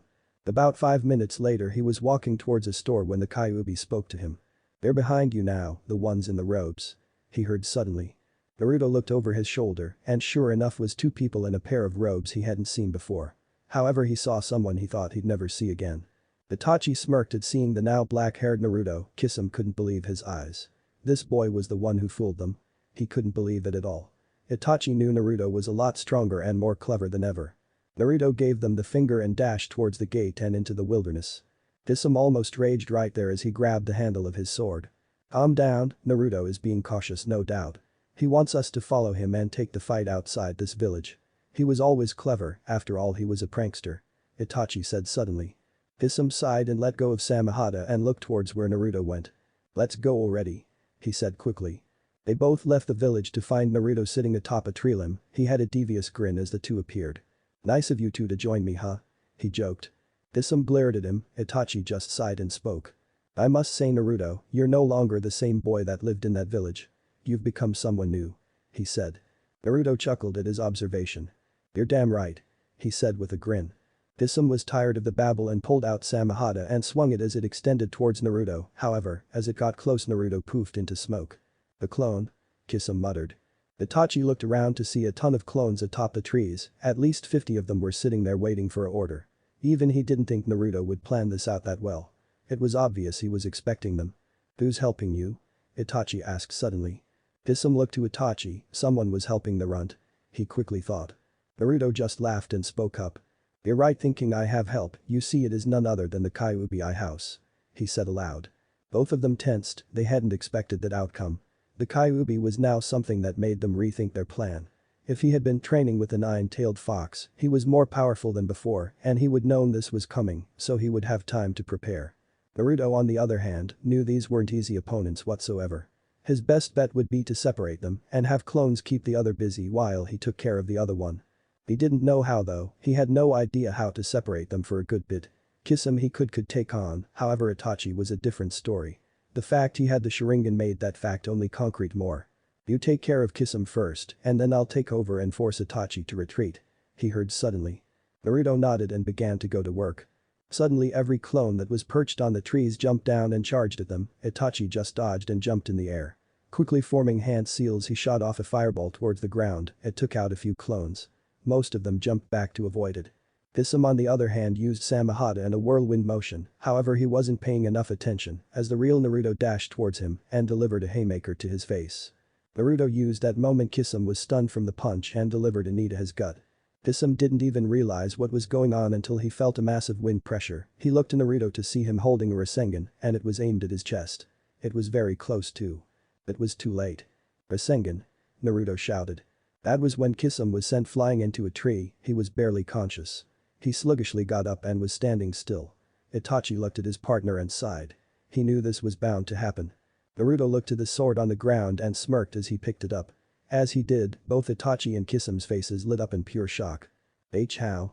Kisame stuttered stupefied. Itachi couldn't believe it either. What do you mean? Naruto asked confused. It was just a sword, right? He thought confused. Samehada is a sentient sword, it picks its user. Most of the time spikes erupt out of the handle when someone who isn't worthy to wield it picks it up. Obviously it hasn't rejected you, I wonder why. Kisame explained. Naruto looked at the sword and sure enough, he wasn't being rejected by it. However, he felt it sapping at his chakra, little by little. It was the trade-off though, he knew it came with a price. It saps your chakra, right? He asked. Kisame nodded. Naruto wondered if the Kyuubi had something to do with it. Maybe since I'm a Jinchuriki for the Kyuubi, it likes my insane chakra reserves. He mused. Suddenly Itachi dashed forwards at blinding speeds, Naruto barely had enough time to put up the sword to block. As Itachi's fist met the blade he stepped back. Naruto was starting to call on the Kyuubi's chakra. His body suddenly started to glow a bright orange, Itachi widened his eyes as the golden fire swirled around Naruto. What is this fire? He asked quickly. Naruto chuckled before replying. It's called Fox Fire, it a fire usable by kitsunes. As such the Kyuubi is a kitsune and his chakra allows me to use it. As you've probably already noticed, it is very powerful. He explained. Itachi backed up and re-evaluated his opponent, this was another unknown variable he hadn't expected. Suddenly Kisame stood back up. Naruto looked dryly at him. Really, you want more? He asked dryly. Kisame didn't even respond and charged. Naruto held Samehada up to block again. He knew this fight was about to end quickly, if he could just get Kisame down for good, then the Kyuubi could take over and take care of Itachi. Kisame was pretty much already dead, with no water around to use his jutsu. He was useless without Samehada. With a swift motion Naruto swung the sword and it extended towards Kisame, piercing right through his chest. Ironic, isn't it, killed by the very sword I wielded? He muttered as he fell on the ground. Itachi sighed and looked at Naruto. It's time to finish this. He said. Naruto didn't say anything, Itachi suddenly put his guard up when he felt the rise in chakra. You're damn right, I'm gonna finish this. The Kyuubi said. Itachi backed up, this wasn't Naruto he was dealing with anymore. Who are you? He asked. The Kyuubi just chuckled and charged his chakra as three tails formed. I think you know Itachi Uchiha. He spat out the last name. Itachi's eyes narrowed, then he closed them. When he opened them it wasn't the normal Sharingan, they were the Mangekyo Sharingan. Ah. Those accursed eyes you Uchiha are famous for, unfortunately they won't help you this time. The Kyuubi chuckled. Itachi narrowed his eyes as the Kyuubi formed a hand seal. Page Bunshin no Jutsu. He shouted. Itachi quickly looked around to see a ton of clones all in Kyuubi form and ready to attack, it was getting out of hand. Suddenly all of them charged at him, he was only able to dodge a few as more kept coming. He was suddenly elbowed in the gut and kicked backwards. Amaterasu. Itachi muttered. He waved his hand, and the black fire came towards the clones, hitting a few of them they disappeared. However, he wasn't paying attention and got hit by a foxfire-covered fist. Itachi quickly realized the situation was getting out of hand, he needed to retreat. The Kyuubi was an opponent he didn't want to take on alone. Seeing no choice he vanished in a poof of smoke. Shunshin ha. The Kyuubi chuckled. He then sat down and focused himself and came out of the tailed forms. With Naruto back in control, it was time again to start moving towards the destination. Chapter 6. Catching up and starting the meeting. Naruto looked up to the sky as Itachi fled the scene, he knew he had an easy fight with Kisame. It was a matter of him already planning it out and having everything fall into place. He knew he wouldn't get that luxury again, they would know if he was trying to trick him. So off to Kumo, huh? He heard the Kyuubi. Naruto blinked and wondered where this was going. What's your plan? The Kyuubi asked suddenly. Naruto sighed and realized the Kyuubi was right, he couldn't just walk into Kumo and speak to the Raikage without some sort of plan, that would be utterly foolish for him to do. The meeting would most likely cause quite a stir within the Raikage, and he would no doubt want to recruit him, Naruto didn't want that though. No, he wasn't planning on joining another village just for it to end up like the last one. He would have to play his cards right, and if went well and he got what he wanted. He would have no problem helping out the Raikage when he needed it. He was thinking of becoming something like a freelance mercenary that would give him the chance to continue to explore and gain more skills as well. In addition to having influence with different cages. When we meet with him, he wouldn't really believe me that I'm Minato's son. So we need to convince him somehow, or you do. He started. The Kyuubi snorted and spoke up. No doubt, you don't really look like the fourth with that hair color. I assume you want me to take over and talk to him when you mention your father. The Kyuubi replied. Naruto nodded and began to think again. We also can't let him blindside us, he will have an ulterior motive no doubt. Everyone has something they want out of it, we need to keep the details in our favor so we aren't being purposefully used. He continued. The Kyuubi laughed loudly after hearing Naruto. Damn kid, I'd never thought I'd see the day when you actually used your brain. He joked. Naruto just shook his head while chuckling, it was time to get serious after all. He needed to be cautious. What exactly are you hoping to get out of this meeting? The Kyuubi asked suddenly. Naruto blinked, he hadn't really thought of that one. He sighed and sat down, time to start going over what was essential and what could wait. Firstly, we need Kumo to be a refuge of some sorts, preferably under the radar, so no one gets wind of where I might be hiding out if the need arises. Secondly, some training in Kenjutsu would be nice. Overall training would help too. He started. The Kyuubi was silent for a bit. Personally, in my opinion, you should have left that sword there. However, with right training it will become a very useful weapon. He said. Naruto just shook his head and stood up, he was going to stop by Yuga again to get supplies, then head straight for Kumo. He needed to be careful though, he was sure that Tsunade would be sending teams out to bring him back, and if they were to find him it wouldn't be an easy fight. Hell no, it wouldn't. It was time for him to start building up on his skills a bit more. He might have to stop by a library again in Kumo, that is if he made it there first without interruptions. But those thoughts in his mind he headed off once again. Scene break. Konoha. Tsunade was having quite a day. She had just heard Kakashi's report about the encounter with Naruto and Suna. He was officially a missing nin now, and nothing could change it. It was only going to get worse, she knew it too. The council already heard about his heritage and demanded that he be brought back, they were naive and foolish though. She knew he would never come back willingly. However, that didn't stop them, they wanted him to be found. More like demanded him, even she, the Hokage, knew butting heads with the council was stupid. So she had requested 2 teams to meet her today at her office to brief them on their new mission. Those 2 teams were Team 8 and 10. Suddenly the door opened revealing none other than those 2 teams. Asuma and Kurenai both stepped in first with their respective teams following behind them. Lady Tsunade, you requested us? Asuma asked curiously. Tsunade nodded and looked at everyone. I'm sure you know of Naruto Uzumaki's status as of late. She asked rhetorically. All of them nodded numbly, it was a very delicate subject nonetheless. A secret that was kept from most had been revealed and the effects were still rippling throughout the village. Tsunade took a deep breath and prepared herself for what she was about to say next. Once she did, there was no going back whatsoever. Kakashi just filled me in about an encounter with Naruto at Suna, it seems he's bent on not returning. He made it very clear to both Sakura and Kakashi as they tried to subdue him, but ultimately failed. He escaped once again and is on the move again. She started. Everyone's eyes widened. Kakashi failed? Ino asked shocked. Asuma and Kurenai obvious felt the same way, Kakashi was a person not to take lightly. Tsunade nodded numbly and continued where she left off. It seems he has gotten some training from the Kyuubi and has developed a type of fire he can use. Kakashi said he used it to blind them and escaped from there. She explained. Kurenai had a thoughtful expression on her face. Jutsu? She asked suddenly. Everyone turned to her as she asked it, they turned to Tsunade to see her shaking her head. Kakashi said he didn't use any hand seals or call out any names, all he did was call on the Kyuubi's chakra and the fire started to form shortly afterwards. She said. Everyone was perplexed by that statement, if that was true, it meant he was obviously growing stronger and had very useful stuff at his disposal. Also that fire was very powerful, if it didn't use his own chakra and wasn't a Jutsu, it was obviously something they needed to watch out for. Their mission is to do the same thing Kakashi failed to do. Subdue him, not kill him. We need him back here, now that everyone knows he's the son of the 4th Hokage, the council is foaming at the mouth to get him back. She explained. Everyone nodded, they wondered how this would all plan out. I'll leave the details on how you want to deal with it to yourselves, just get it done. She said with finality. They all nodded and left the office, as they walked out they started to talk among themselves. So how do we go about doing this? Kurenai asked aloud. Asuma thought about it for a good bit. If we can get him to come peacefully that's good, however we know that won't happen at all. Let's see if he left Suna, he wouldn't stay in the land of wind that long, and he wouldn't go to Iowa, he must know how much they hate the name Nemekis. So Kumo? He said aloud. Shikamaru decided to speak up. Most likely, he knows he couldn't linger around Suna. He may act like an idiot, but he is fairly smart when it comes down to what matters. If he's serious about not coming back, he couldn't afford to make foolish decisions.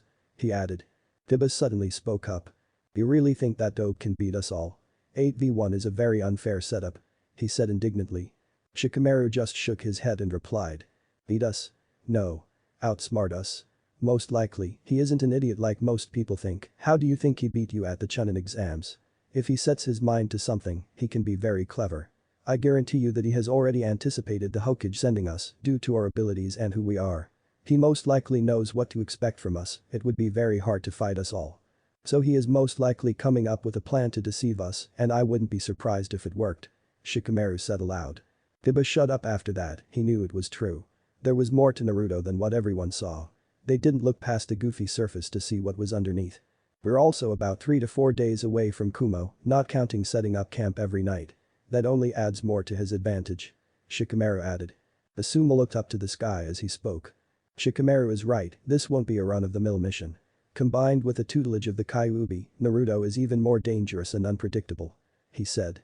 Tiba noticed Hinata was fiddling with her fingers, he knew she was thinking about something. Most likely Naruto. What's the matter Hinata? He asked curiously. Everyone stopped and turned to the shy girl. She looked up and spoke. I don't understand why Naruto turned out like this. She explained. Shino, surprisingly, was the one to speak up after her. What would you think if you suddenly found out you were being lied to your whole life and on top of that having to keep a secret yourself such as the Kyuubi and carrying such a burden along with it? No wonder he finally snapped from it all. He said quickly. Everyone turned to him as he spoke, they were shocked he would come up with that answer. However, they knew it was the truth.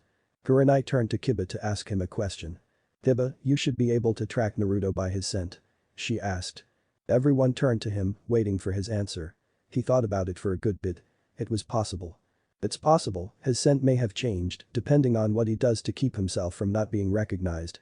We know from Kakashi's report he changed his appearance quite a bit, so we know it's going to be hard to find him. To track him I would need something to start off with, so I know what scent to look for. He answered. Shikamaru looked in thought for a moment. Like a piece of cloth or something? He said. Kiba nodded and spoke up.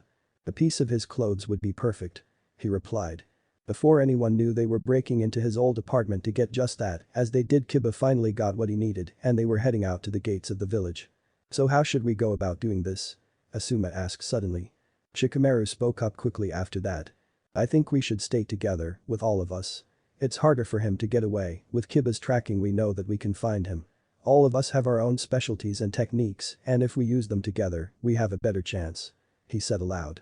Everyone nodded and they began on their way towards the land of lightning. It was the day after when everyone was continuing on towards Kumo, they had recently entered the land of hot water when Kiba stopped suddenly. Kurenai was the first to notice it and looked at him confused. What's wrong Kiba? She asked suddenly. Everyone turned to him as Akamaru and him were sniffing the air. It seemed he caught something. However it wasn't Naruto's scent. I smell a dead body, it's foul like it's been sitting there. He said suddenly. Everyone widened their eyes as Akamaru started to bark and run into the woods. Kiba took off and everyone followed him. The dead body meant one thing, there was a fight between 2 or more people and someone paid the ultimate price. Their life. Everyone stopped shortly after to see a body lying face down in the dirt, it was wearing robes that none of them recognized. They were all cautious as Asuma rolled the body over. They were looking at the dead body of Kisame Hoshigaki. Hey, I recognize this guy, he's in the bingo books. Kisame Hoshigaki, a S-rank missing nin, known as the monster of the hidden mist. Asuma said suddenly. Everyone turned to him as he said that. They were shocked this guy was defeated. Do you think Naruto is responsible for this? Ino asked. Everyone looked to Kurenai and Asuma as they looked at each other, like they were having a silent conversation. If he did, he got him by surprise. This area has the perfect makings for a setup for a trap. Looks like he walked into it, his sword is gone too, Naruto most likely took it as a prize, that and it would be a very useful sword to wield. Asuma said suddenly. Shikamaru looked in thought for a second. What sword? Kiba suddenly asked. Everyone else wanted to know that as well. Kisame Hoshigaki was known to carry a sword by the name of Samehada, it one of the swords that the 7 ninja swordsmen of the mist, and it is renowned for being the most dangerous and terrifying of all of them. It can be very dangerous if wielded right. Kurenai answered. They all looked shocked after that statement. If Naruto was the one who did this, then it only proves my point that we need to tread with caution. If we don't, we may wind up walking right into a trap. Shikamaru said suddenly. Everyone nodded and looked around for anything that could lead them in the right direction. Ino kneeled near the body to examine it. The wound isn't fresh, the blood is already dried. This was done a day or two ago. It's laid here ever since. She said. Everyone sighed as they realized what it meant, he was a good bit ahead of them. They needed to catch up quickly.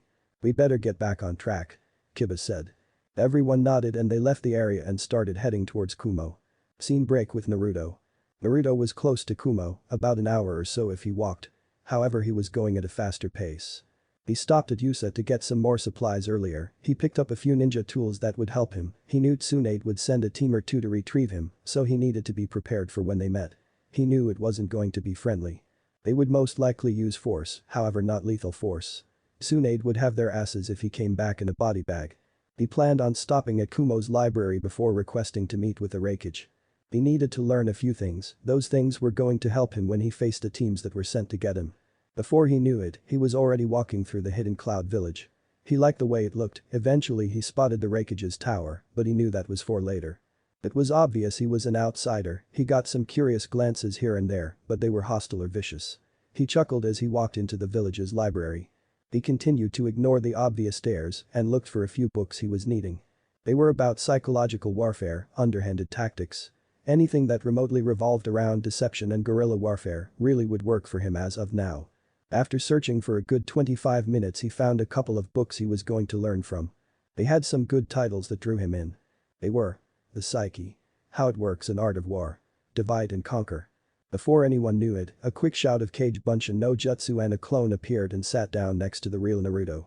After an hour of reading the two books he had a good understanding of how to effectively use psychological-based attacks and how to use your situation to your advantage with traps and setups. He knew with what he learned he would be able to take on a team now. It was now time to meet the Reikage. Are you ready, kid? He heard the Kyuubi. Naruto nodded and left the library and headed towards the tower where the meeting that no one would ever forget would happen. As soon as he stepped in the building he was instantly stopped, they knew he wasn't from around here. They were definitely suspicious. It was shortly after when a young man with dark skin and white hair that covered his left eye walked in front of Naruto and spoke in a slightly bored but highly cautious tone. Who are you and why are you here?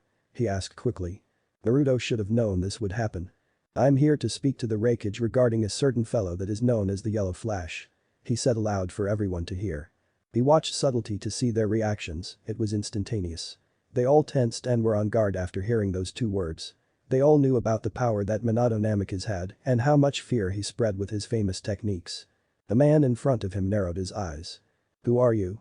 How do you know that name? He asked, deadly serious. Naruto gave him a serious look. What I have to say must only be said in a private audience with the Reikage himself. He said calmly. The man didn't back down and spoke in a deadly calm tone. You say that and you obviously radiate the word secret, after all you have a very famous sword on your back. Where is Kisame Hoshigaki? He said aloud. Naruto chuckled and replied. Shark face.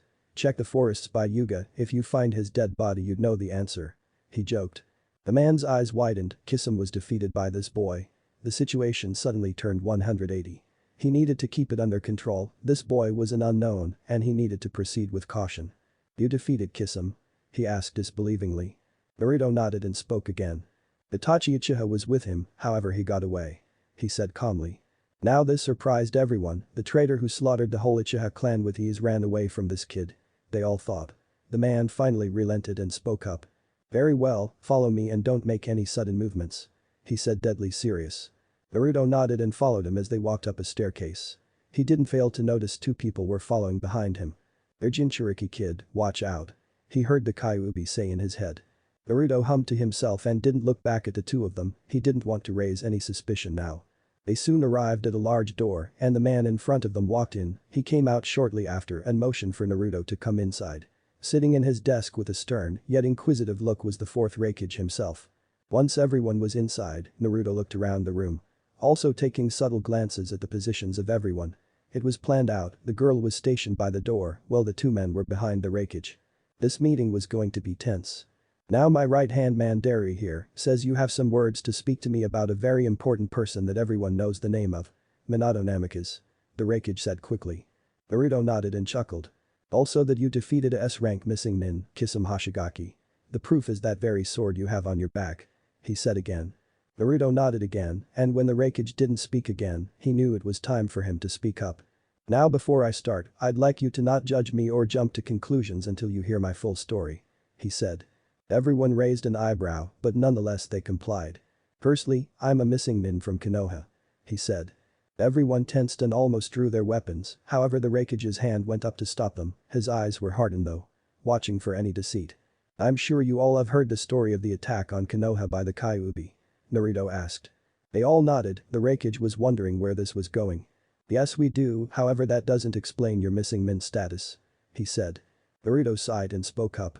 "You see, the story that is told today is an abridged version to hide the truth," Naruto explained calmly. Everyone wondered what was about to be said. "What's the full story then?" the girl behind him asked. Naruto sighed, he knew once he said it there was no going back. His secret would be out. "The reason I'm here today is for a number of reasons actually. It revolves around a lot actually. Back to the actual story, you see it is told that the fourth Hokage, Minato himself sacrificed himself to kill the Kyuubi, that is not the truth though. Granted it is somewhat, but not the full truth," he said. Everyone's eyes widened. Raikage was starting to have a sneaky suspicion where this was going. "What's the truth then?" he asked. Naruto sighed and looked directly at him. "Minato Namikaze didn't kill the Kyuubi, he sealed it in his newborn son. That is me, Naruto Uzumaki," he said calmly. The whole room tensed, then everyone laughed loudly. It was obvious they didn't believe him, the Raikage was furious though. "You dare spit those lies. You insult the memory of the very person who sacrificed himself to save your village. Be glad he did, or that monster would have obliterated your home," he shouted while slamming his fist on the desk. Naruto sighed and knew it was time for plan B, however before he could speak up. He fell on his knees. Yo bro, what's with the demonic flow?" the man next to the Raikage said suddenly. Everyone looked at the kneeling form of Naruto. "I sense it too, it's rageful," the girl said. "It seems they may have pissed off the Kyuubi." The Kyuubi had taken over forcefully. He sneered at the Raikage as he stood back up, it seems the Raikage didn't notice the Kyuubi taking over and laughed again. "You can quit the act kid," he said. The Kyuubi gave a dark chuckle and everyone tensed. The voice was deeper and more demonic when it spoke. "Kid? I'm no kid old man, I've lived longer than you have. You insult the legacy of the very man you fought in that war by not seeing the resemblance between Minato and his own flesh and blood. Granted he did change his appearance to avoid him being recognized by the same people he left on his own will," the Kyuubi spat out. The Raikage's eyes widened and no words were formed to combat what he was hearing. Everyone else was the same way. "I am that very monster you said that was attacking that village that day. However I was being controlled, this child is the offspring of Minato Namikaze and Kushina Uzumaki," the Kyuubi growled. Nobody had expected this, it seemed this meeting was about to take a huge turn. A gigantic one. Chapter 7. The Meeting and Confrontation. In a certain office that was occupied by 5 individuals, the atmosphere was extremely tense. For a very big reason, and everyone in there was starting to understand why. The Raikage had insulted the Kyuubi and forced him to take control and stir the place up a bit. Everyone felt the chakra that he was radiating.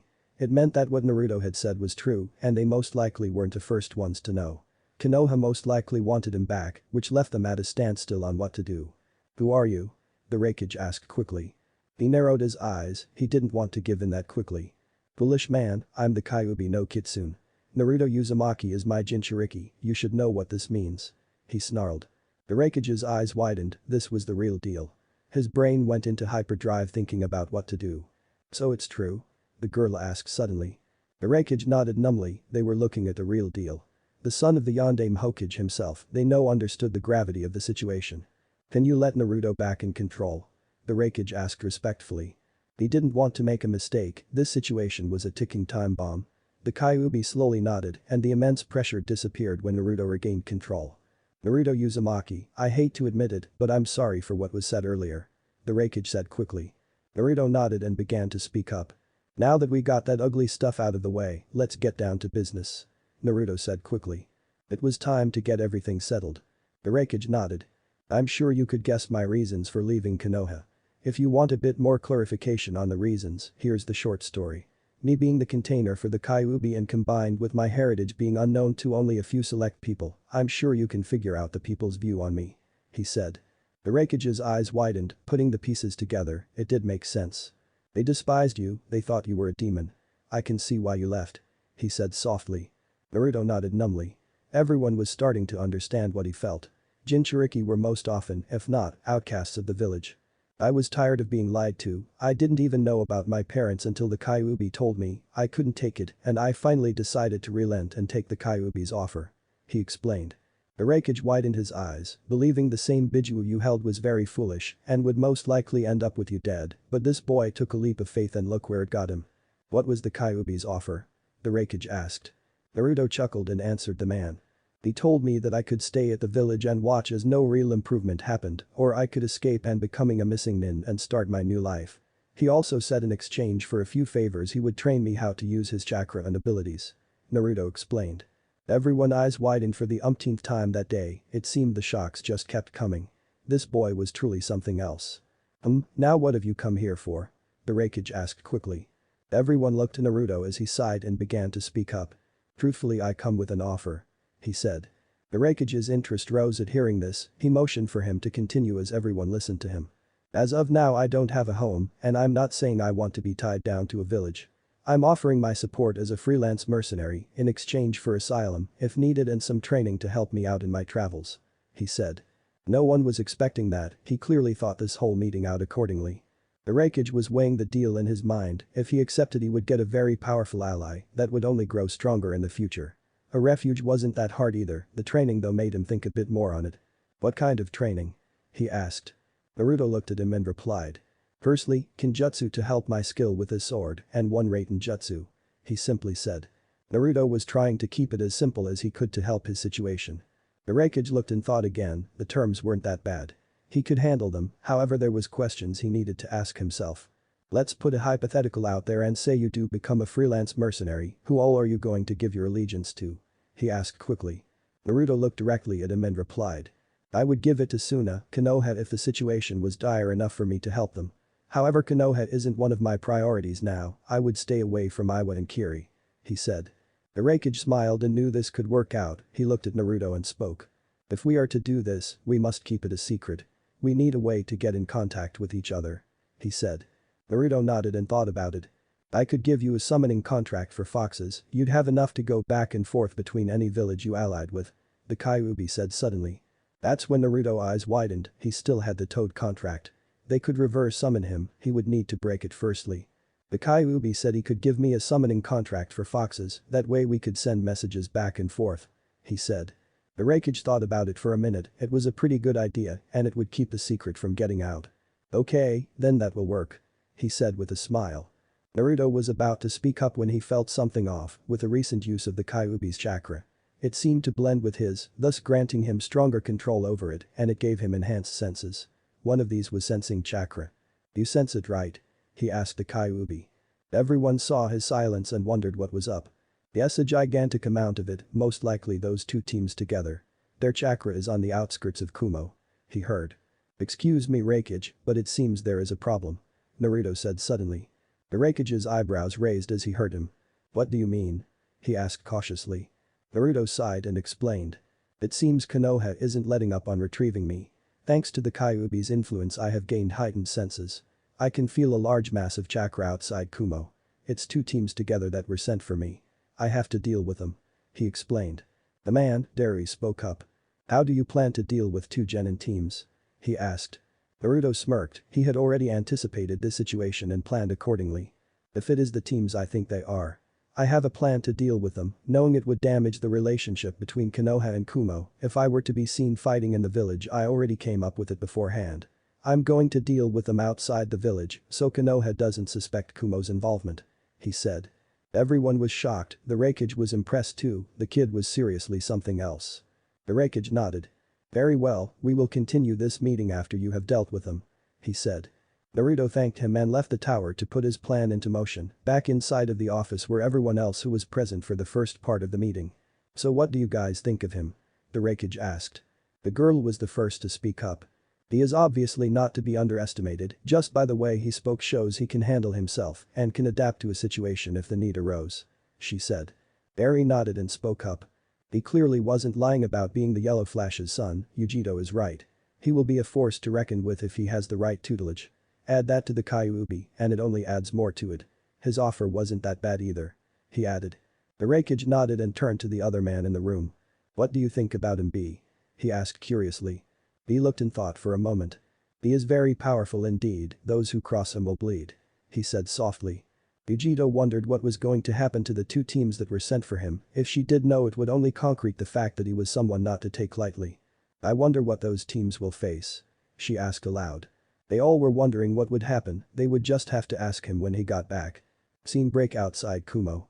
As Team 8 and 10 were walking along the road to Kumo, they suddenly stopped when they heard something. It sounded like a person and it was behind them. They turned to see a little girl about 7 years old, her shirt was stained with tears. They were shocked at seeing someone like this. "Your ninja's right. You have to help me," she screeched. They weren't expecting that. Kurenai was the one who spoke up. "What's wrong?" she asked softly. The girl sniffed and replied. "My big brother is being held hostage by someone," she said. They widened their eyes and then narrowed them. Naruto wouldn't do that, would he? That's what they all thought. Being the kind souls they were, they knew they had to help. "Lead the way, little one." Ino smiled. The girl nodded and turned around and started to run into the forest with everyone following her. If they were to see her face, they would see her with a devious smirk. Warning. A bit graphic. Soon after 5 minutes of running, they came across a thick part of the forest, tree dotted everywhere they could see. However, something caught Ino's eye. Tied against a tree was what seemed to be a boy with dark hair and torn clothes. He couldn't be more than 10 years old. He was covered in dirt and his eyes showed he was tired. Ino didn't even think about it and ran forwards, ignoring the cries of everyone else, and that is what started it all. "Ino, wait up!" Shikamaru yelled. They quickly followed her to find the boy tied. They were all shocked and angry. "Who did this to you?" Asuma asked seriously. The boy looked up with defeated eyes and replied in a emotionless tone. The boy with spiky black hair, he said I was needed for something. He said softly. Ino almost cried and looked at Asuma with a glare as he took his knuckle blades out and went to cut the ropes holding the boy. When the boy was finally free, they realized what had happened. It transformed into a clone of Naruto. It was a henge all along. "Shit." Shikamaru cursed. He looked to see a line of explosion tags set up purposefully exactly where they were. It was too late though. The gigantic explosion rocked the forest as trees started to fall haphazardly. It was obvious that Naruto was using the situation to his advantage. The explosions kicked up a ton of dust, creating a window for Naruto move into action. Kurenai suddenly screamed out as she felt something stab her in the back. Kurenai Asuma screeched out. There was only a little bit of visibility. Quickly Asuma used a wind jutsu to clear the area. They all looked to Kurenai to see a senbon sticking in her. They looked to see Ino down unconscious. Naruto had already proven he had what it took to take them out. Asuma quickly pulled the senbon out to see a green liquid on the tip.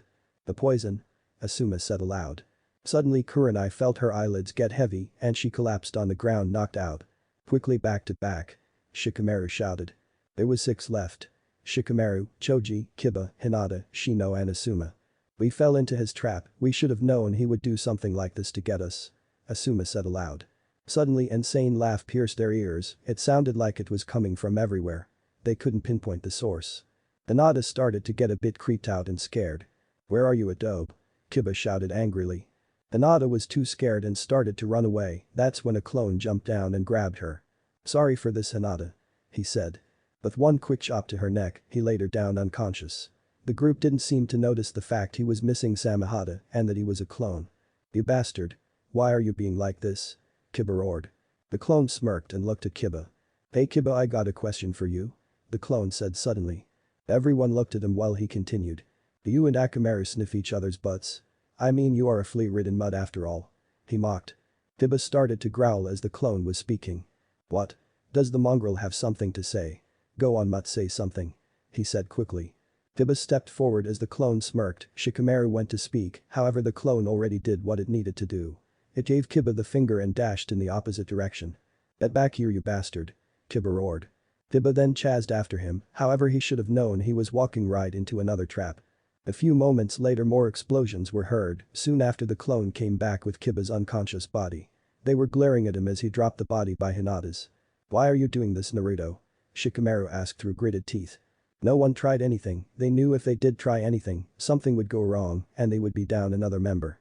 They had no doubt that Naruto had more up his sleeves. "That's very easy to answer, Shikamaru. I'm a missing nin with no reason to return to that hellhole. Yet the same village demands that they want me back just because I'm Minato Namikaze's son. They really think that all those years of me being outcasted as the demon fox wouldn't affect my decisions," the clone answered. Asuma finally noticed something was off. "You're a clone, right? There's no Samehada on your back," he said aloud. The clone chuckled and nodded. You're right, I am just a clone. That doesn't mean I'm going to tell you where the real one is. The clone smirked. Everyone was silent as the clone continued. I'm here to relay a message, give up and don't try again. If you don't heed my warning, I'll be forced to use more effective methods. The clone said. Suddenly everyone tensed as the clone walked towards them, suddenly it poofed into smoke and disappeared. I think we should take the kid's offer and leave while we still can. Choji said aloud. Shikamaru grunted, but nonetheless couldn't agree more. They had failed, horribly. He had lured them straight into a trap. I agree, if he was able to fool us this much, imagine what he could do if we pissed him off. Shikamaru added. Asuma nodded and looked around the area. Naruto really did have them against the wall. If they didn't leave as he told them to, he would most likely unleash more and they wouldn't stand a chance. Naruto's skill set was too unorthodox and combined with his knowledge of pranks, it only made it stack in his favor. Okay, everyone pick up someone and let's head back. Asuma said aloud. Everyone nodded and picked someone and hoisted them on their shoulders. Soon they all arrived back on the road, however they stopped and turned around when they heard someone drop behind them. It was Naruto, and it was not a clone. The four of them were shocked to see his new appearance, it made him look intimidating. Pitch black spiky hair, he was wearing a dark leather combat jacket with matching baggy shorts. It was obvious to them he was definitely ready to strike at a moment's notice. The jacket most likely held all his ninja tools. The sword Samehada was strapped to his back, they could see the tip of it exposed and it didn't have bandages covering it. Yep, he was truly ready to strike if the need arose. What do you want? Shikamaru asked. Naruto sighed and placed his hands in a surrender motion to placate them.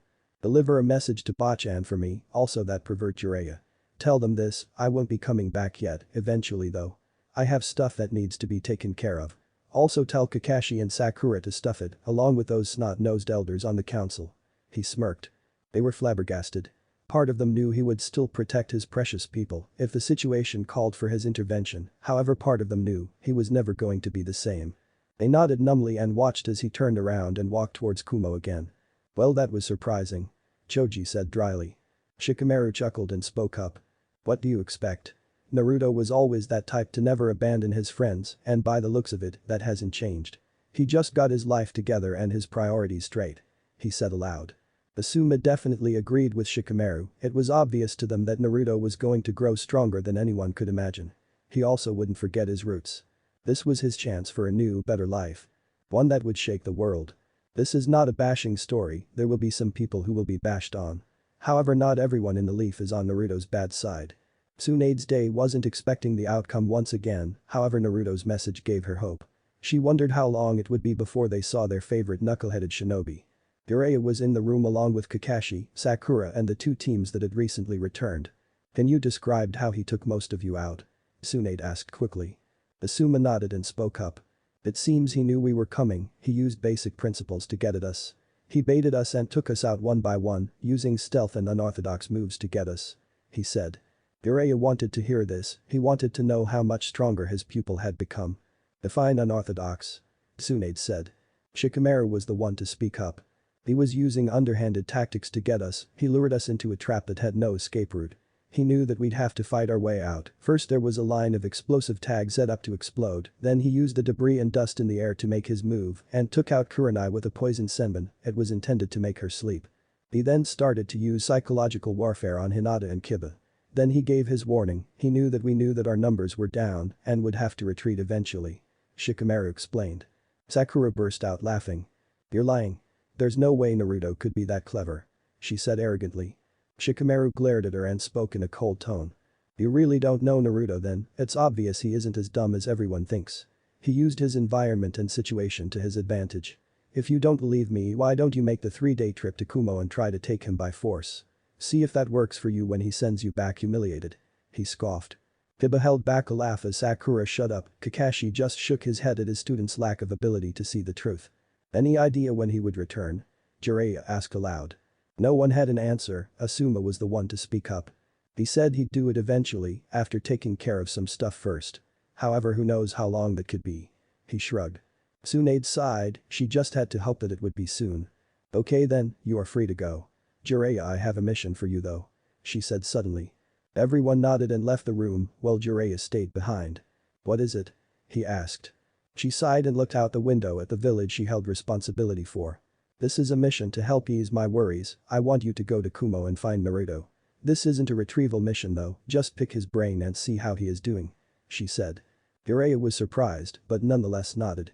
Soon he was already on his way towards the land of lightning. Scene break. Kumo. Naruto found himself walking in the Raikage's tower currently, Darui instantly noticed him and walked up to him. He got a lot of odd looks and some cautious. It seemed that word spread about him. I take it you dealt with them? Darui asked.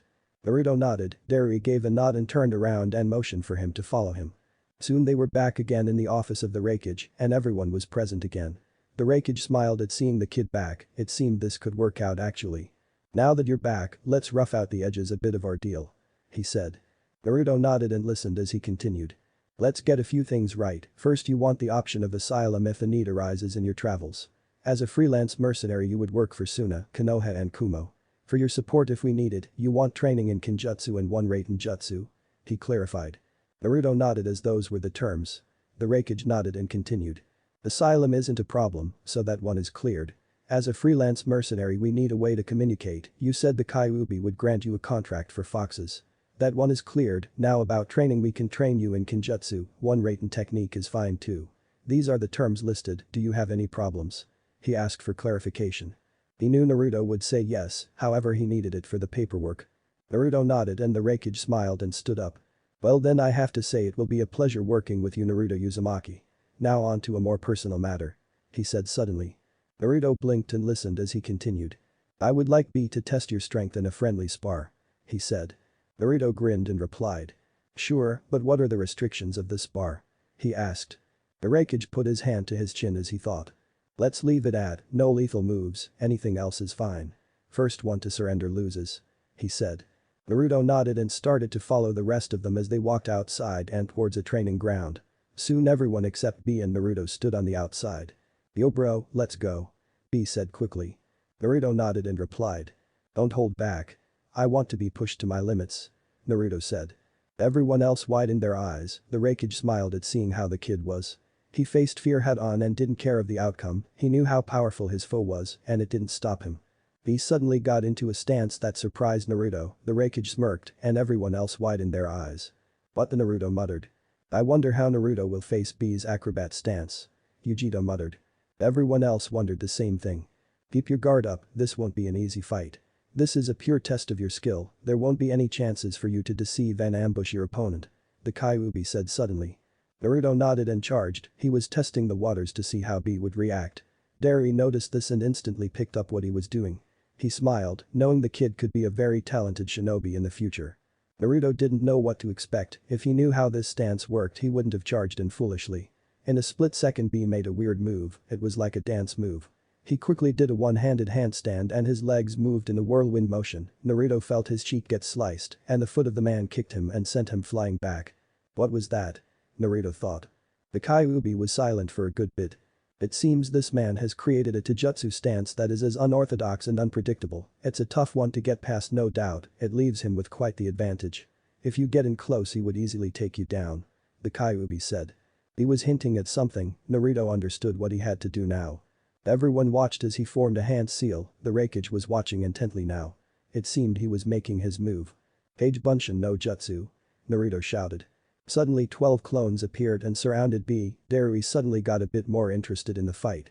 Yujito was watching very closely, he was using the clones to help combat B's stance, she wondered how it would play out from here on. Shadow clones huh? The Raikage smiled. This spar was becoming better and better as time went on. Suddenly all the clones started to turn to each other, everyone wondered what was going on. Suddenly every 2 clones picked up a third and launched it towards B. It was then everyone felt the increased wind pressure, the look to the real Naruto to see the chakra swirling in his left hand. Is that? Yujito asked aloud, stupefied. The Raikage nodded numbly. The Rasengan Darui muttered. Naruto quickly charged as the clones were still airborne.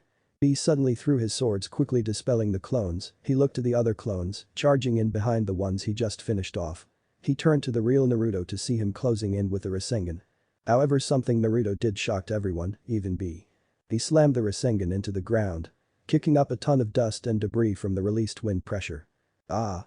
He used the power of the Rasengan to create a makeshift smokescreen. Yujito said suddenly. Eri nodded and looked at the fight unfolding. The kid's impressive, using the basic tactics in a fight to gain an advantage. The Reikage said. Vegito looked at the Reikage in shock. Reikage-sama. Those are basics? She asked in shock. The Reikage laughed and explained. The techniques aren't, but the way he used them are basic. First he tested the waters to see how B would react. Then he used his clones to make B choose which one he would let through his defenses. After that he used the Rasengan to destroy some of the terrain to create a bit of a smokescreen like you said. He explained. Vegito stood silent as she watched the battle unfold. Darui was seriously impressed with the kid's practical thinking, no doubt about it. This kid was something else. They might actually be witnessing the rebirth of the Yellow Flash. If this kid continued to impress him, he might just have to take it upon himself to teach him a few things. He was wanting to learn Kenjutsu and Raiten Jutsu. Show me what you can do, Naruto Uzumaki. Darui thought to himself. Naruto had a window now that made it so he could do something. However it was short, there was no doubt in his mind that B had something to help him out of this situation. So he had to be fast. He charged in with an extremely sharp kunai, he let his senses guide him. He quickly stabbed B with the kunai in an unknown place and used it towards his leverage and held onto the embedded kunai and did a sweep and knocked B off his feet. Suddenly the dust and debris cleared, giving everyone a look at the scene. They saw B on the ground and Naruto moving to strike, however, as Naruto went to continue his assault, B turned into a log. Powerimi. He cursed. He turned around to see B behind him. Yo bro, that was a good move, though it's time for you to prove. He said aloud. Suddenly B jumped backwards and held his right arm up with the fist upwards. Everyone there got wide eyes as they knew what was coming. Reikage-sama. Are you sure you're gonna let this go on? Vegito screeched. The Reikage just put up his hand, he stared intently at the battle with hardened eyes. Let's see what happens. Darui said dryly. However his eyes were watching intently at Naruto. How will you face this Naruto Uzumaki? He thought quickly. Yo bro, you best dodge or your head will dislodge. B said. Naruto knew he was going to do something very dangerous, he felt he had no choice to do something equal. Sighing, he knew what he needed to do. He hoped he didn't lose control. Everyone watched as Naruto closed his eyes, it was obvious he was doing something. Then they all felt the demonic chakra, the chakra started to grow as he charged it. Vegito noticed his features starting to change. He's calling on the fox's chakra, she said. Everyone watched closely as the red chakra covered, however he wasn't done yet. Soon the chakra started to liquefy and bubble as it became transparent. They watched as two tails grew and were shocked when he opened his eyes. He got into a pounce position and waited for his moment to strike. It seems that when Naruto goes into his tailed forms, he starts to fight like an animal or beast, making him more unpredictable. It might just help him dodge B's attack. Vegito said aloud. Everyone watched as lightning formed on B's arm and he charged, Naruto ran on all fours to meet him. He jumped just in time to hover right above the arm that was aimed at him, he quickly used his claws to tear at the arm as B rushed by. He dodged the lariat of Killer B and got a hit in as well. They were impressed, no doubt. B quickly powered down and walked over towards Naruto. They all watched as Naruto closed his eyes and started to regulate his breathing, he kept his mind clear and eventually dissipated the demonic chakra of the Kyuubi. He opened his eyes to see all four of them with smiles. Yo bro, nice bar, you'll go far. B said with a grin. He held his fist out, Naruto smiled and bumped his fist. So it's fair to say this boy has what it takes? The Reikage asked loudly. Everyone nodded, Darui stepped over to the Reikage and whispered something in his ear. The Reikage's eyes widened and looked at Darui sharply. Are you sure? He asked seriously. Darui nodded with a strong face. The Reikage smiled and nodded back. Then I say this, good luck Naruto Uzumaki. He said to Naruto. Naruto blinked and spoke up. Good luck with what? He asked confused. The Reikage chuckled and replied. Darui has asked personally to train you in Kenjutsu and the Raiten Jutsu you wanted. He said with a grin. Naruto blinked and widened his eyes, he already had a trainer. This was going a lot faster than he thought. Darui looked at Naruto for a second. I feel like you will have the potential to change the shinobi world forever if we're gonna do this. We need to do it right. He said with a smile. Naruto nodded and listened as the Reikage spoke up. So how long do you think you're gonna stay before heading out? He asked quickly. Naruto thought about it for a good bit. I think 2 weeks is enough to get a good bit of training in and figure the rest of the details out. He said. The Reikage nodded and looked at Darui to continue. I have duties in the morning, so in the evenings we will meet here to start your training. I'm warning you, I'm not going to go easy on you. I'm going to be blunt and straight to the point. That way you learn it and won't forget it. He said. Naruto nodded. So what do you think you're gonna do in the mornings? Vegito suddenly asked, intrigued. Naruto thought about it for a moment before replying. Sage mode training and what the Kyuubi will train me in. He answered. They all were impressed that Naruto was working on Senjutsu. It wasn't an easy feat, and if he got the hang of it, it would only make him stronger. They all nodded and left him alone. It seemed this would work out. Eventually Naruto found himself wandering the village when he heard a very familiar voice behind him. Hey, if it isn't the brat. It was male. Naruto turned around and was surprised to see none other than Jiraiya of the Sannin. He quickly grabbed the handle of his sword and prepared to defend himself. What do you want, Hero Sennin? Naruto asked bluntly. Jiraiya quickly put his hands up in a surrender motion. Naruto calmed down and waited for his answer. I'm not here to bring you back, actually that old hag wanted me to come here personally and see how you're doing. I have no ulterior motives. He said quickly. Naruto thought about it for a moment. I don't sense any lies or deceit in his words. The Kyuubi added. Naruto relented and spoke up. Very well, let's go find somewhere to talk. He said. Jiraiya nodded and followed him. Eventually they were sitting by a river outside of Kumo. Just in case Jiraiya tried anything, he would at least be able to go all out and not destroy a part of Kumo.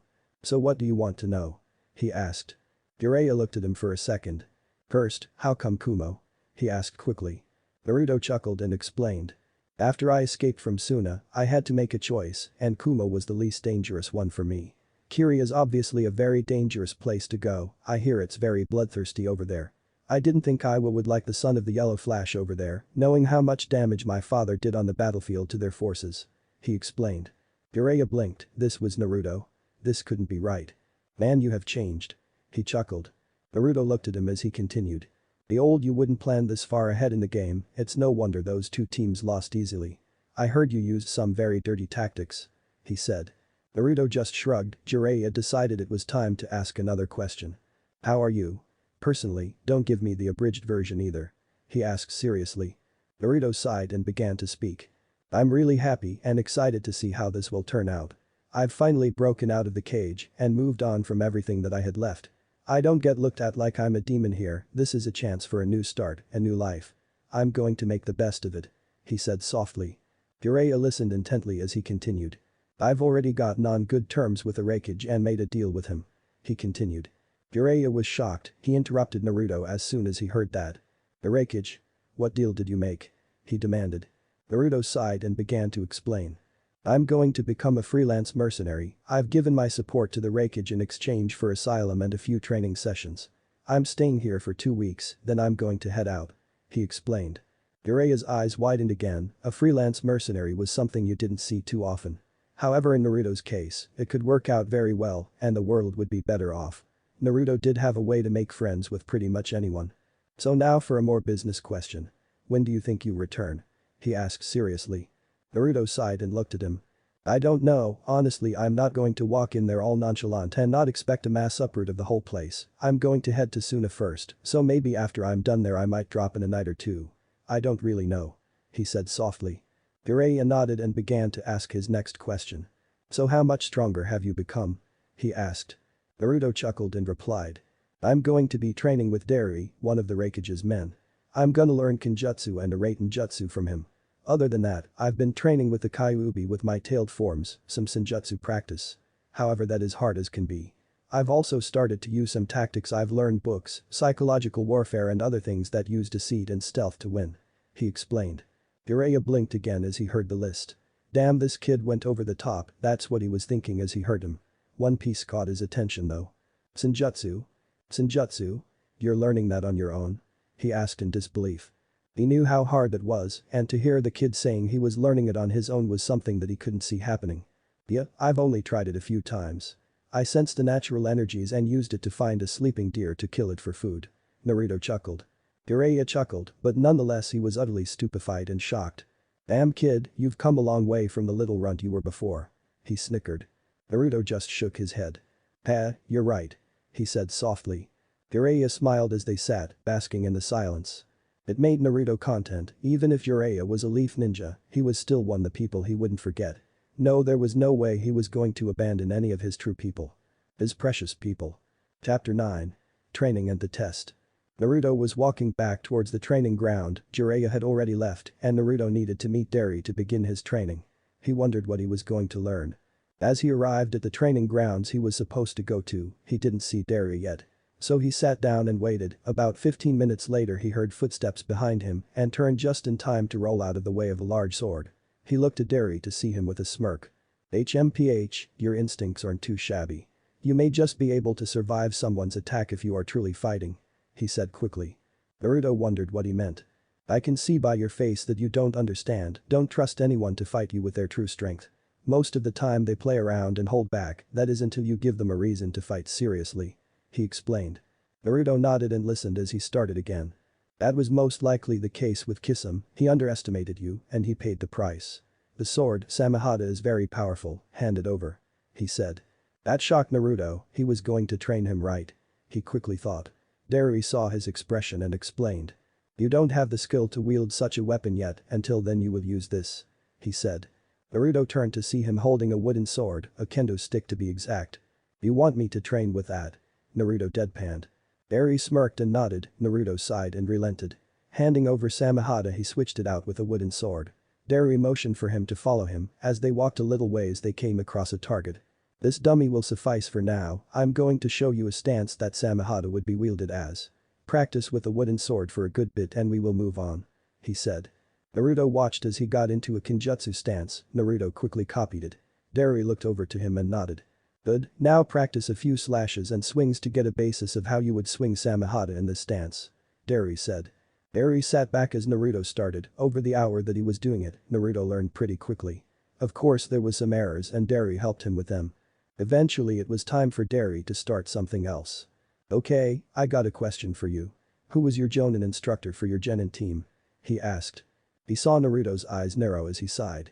Kakashi Haddock. He spat. Derry was surprised, for multiple reasons. One, he had the Kakashi Haddock, who was obvious a very famous nin for his abilities. The other reason was he seemed to loathe the man. Okay, besides the fact you had the Kakashi Haddock as your Jonin, why do I get the sense you hate every fiber of the man? He asked seriously. Naruto sighed and looked to the skies, he knew it was time to tell his story a bit more in depth. When I told the Reikage of my reasons for leaving the village, it was more like an abridged version. In reality there was a lot more that built up and made me accept the Kyuubi's deal easier. He said softly. Derry was taken back by his tone, he knew now that it was serious. He sat down and listened as Naruto continued. It all started when one of my teammates, Sasuke Uchiha, defected from the village to gain power from Orochimaru. He started. Derry's eyes widened, he knew the name Uchiha. For a member of their legacy to defect to Orochimaru was something very stupid to do. Orochimaru was a conniving bastard who would take advantage of anyone. Also the fact he was his teammate, he knew Naruto had felt pain for what happened. He started to understand where this was going. It was when I vowed to bring him back to the leaf that it all started to turn sour. My other teammate, Sakura Haruno, was a little fangirl and begged me to do it. In the end it was Chidori versus a Rasengan that sent us both back to the leaf covered in injuries. In the end both Kakashi and Sakura sided against me, saying I shouldn't have used that much lethal force to bring him back. He explained. Derry was shocked, it was one thing to promise to return your teammate who had already defected, but it was another thing for the same person you did it for to completely turn their back on you. He understood now why he hated the man. Okay, I can see now why you feel the way you do, I won't push any further. Tell me, what did the man teach you? He said suddenly. Naruto shrugged and explained. Nothing much, at the time of the Chunin exams, he ditched me for Sasuke. I was trained then by Jiraiya. Naruto explained. Derry's eyes widened again, Jiraiya. The Sannin. He quickly thought, stupefied. He quickly shook of his thoughts and spoke up again. You learned chakra control, right? He deadpanned. Naruto nodded with a chuckle. Good, the sword Samehada saps at your chakra, and with a Jinchuriki's large chakra reserves, it would help if you had better control, however, since we only have 2 weeks to get you ready for when you leave. We're gonna take a shortcut. He said suddenly. Naruto raised an eyebrow and listened as he continued. Your shadow clones will transmit experience to you when they are dispelled.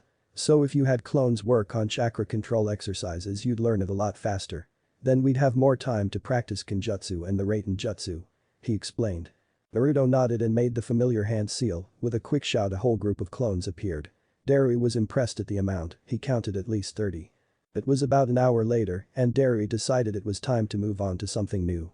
Okay, it's time to move on, Naruto, I'm gonna teach you a Raiten Jutsu that will help you out. It's a fairly basic jutsu, but with practice and skill, it can be very deadly. He suddenly said. Naruto stopped and looked at him, he quickly nodded and listened as Derry continued to explain. It's called Raiten.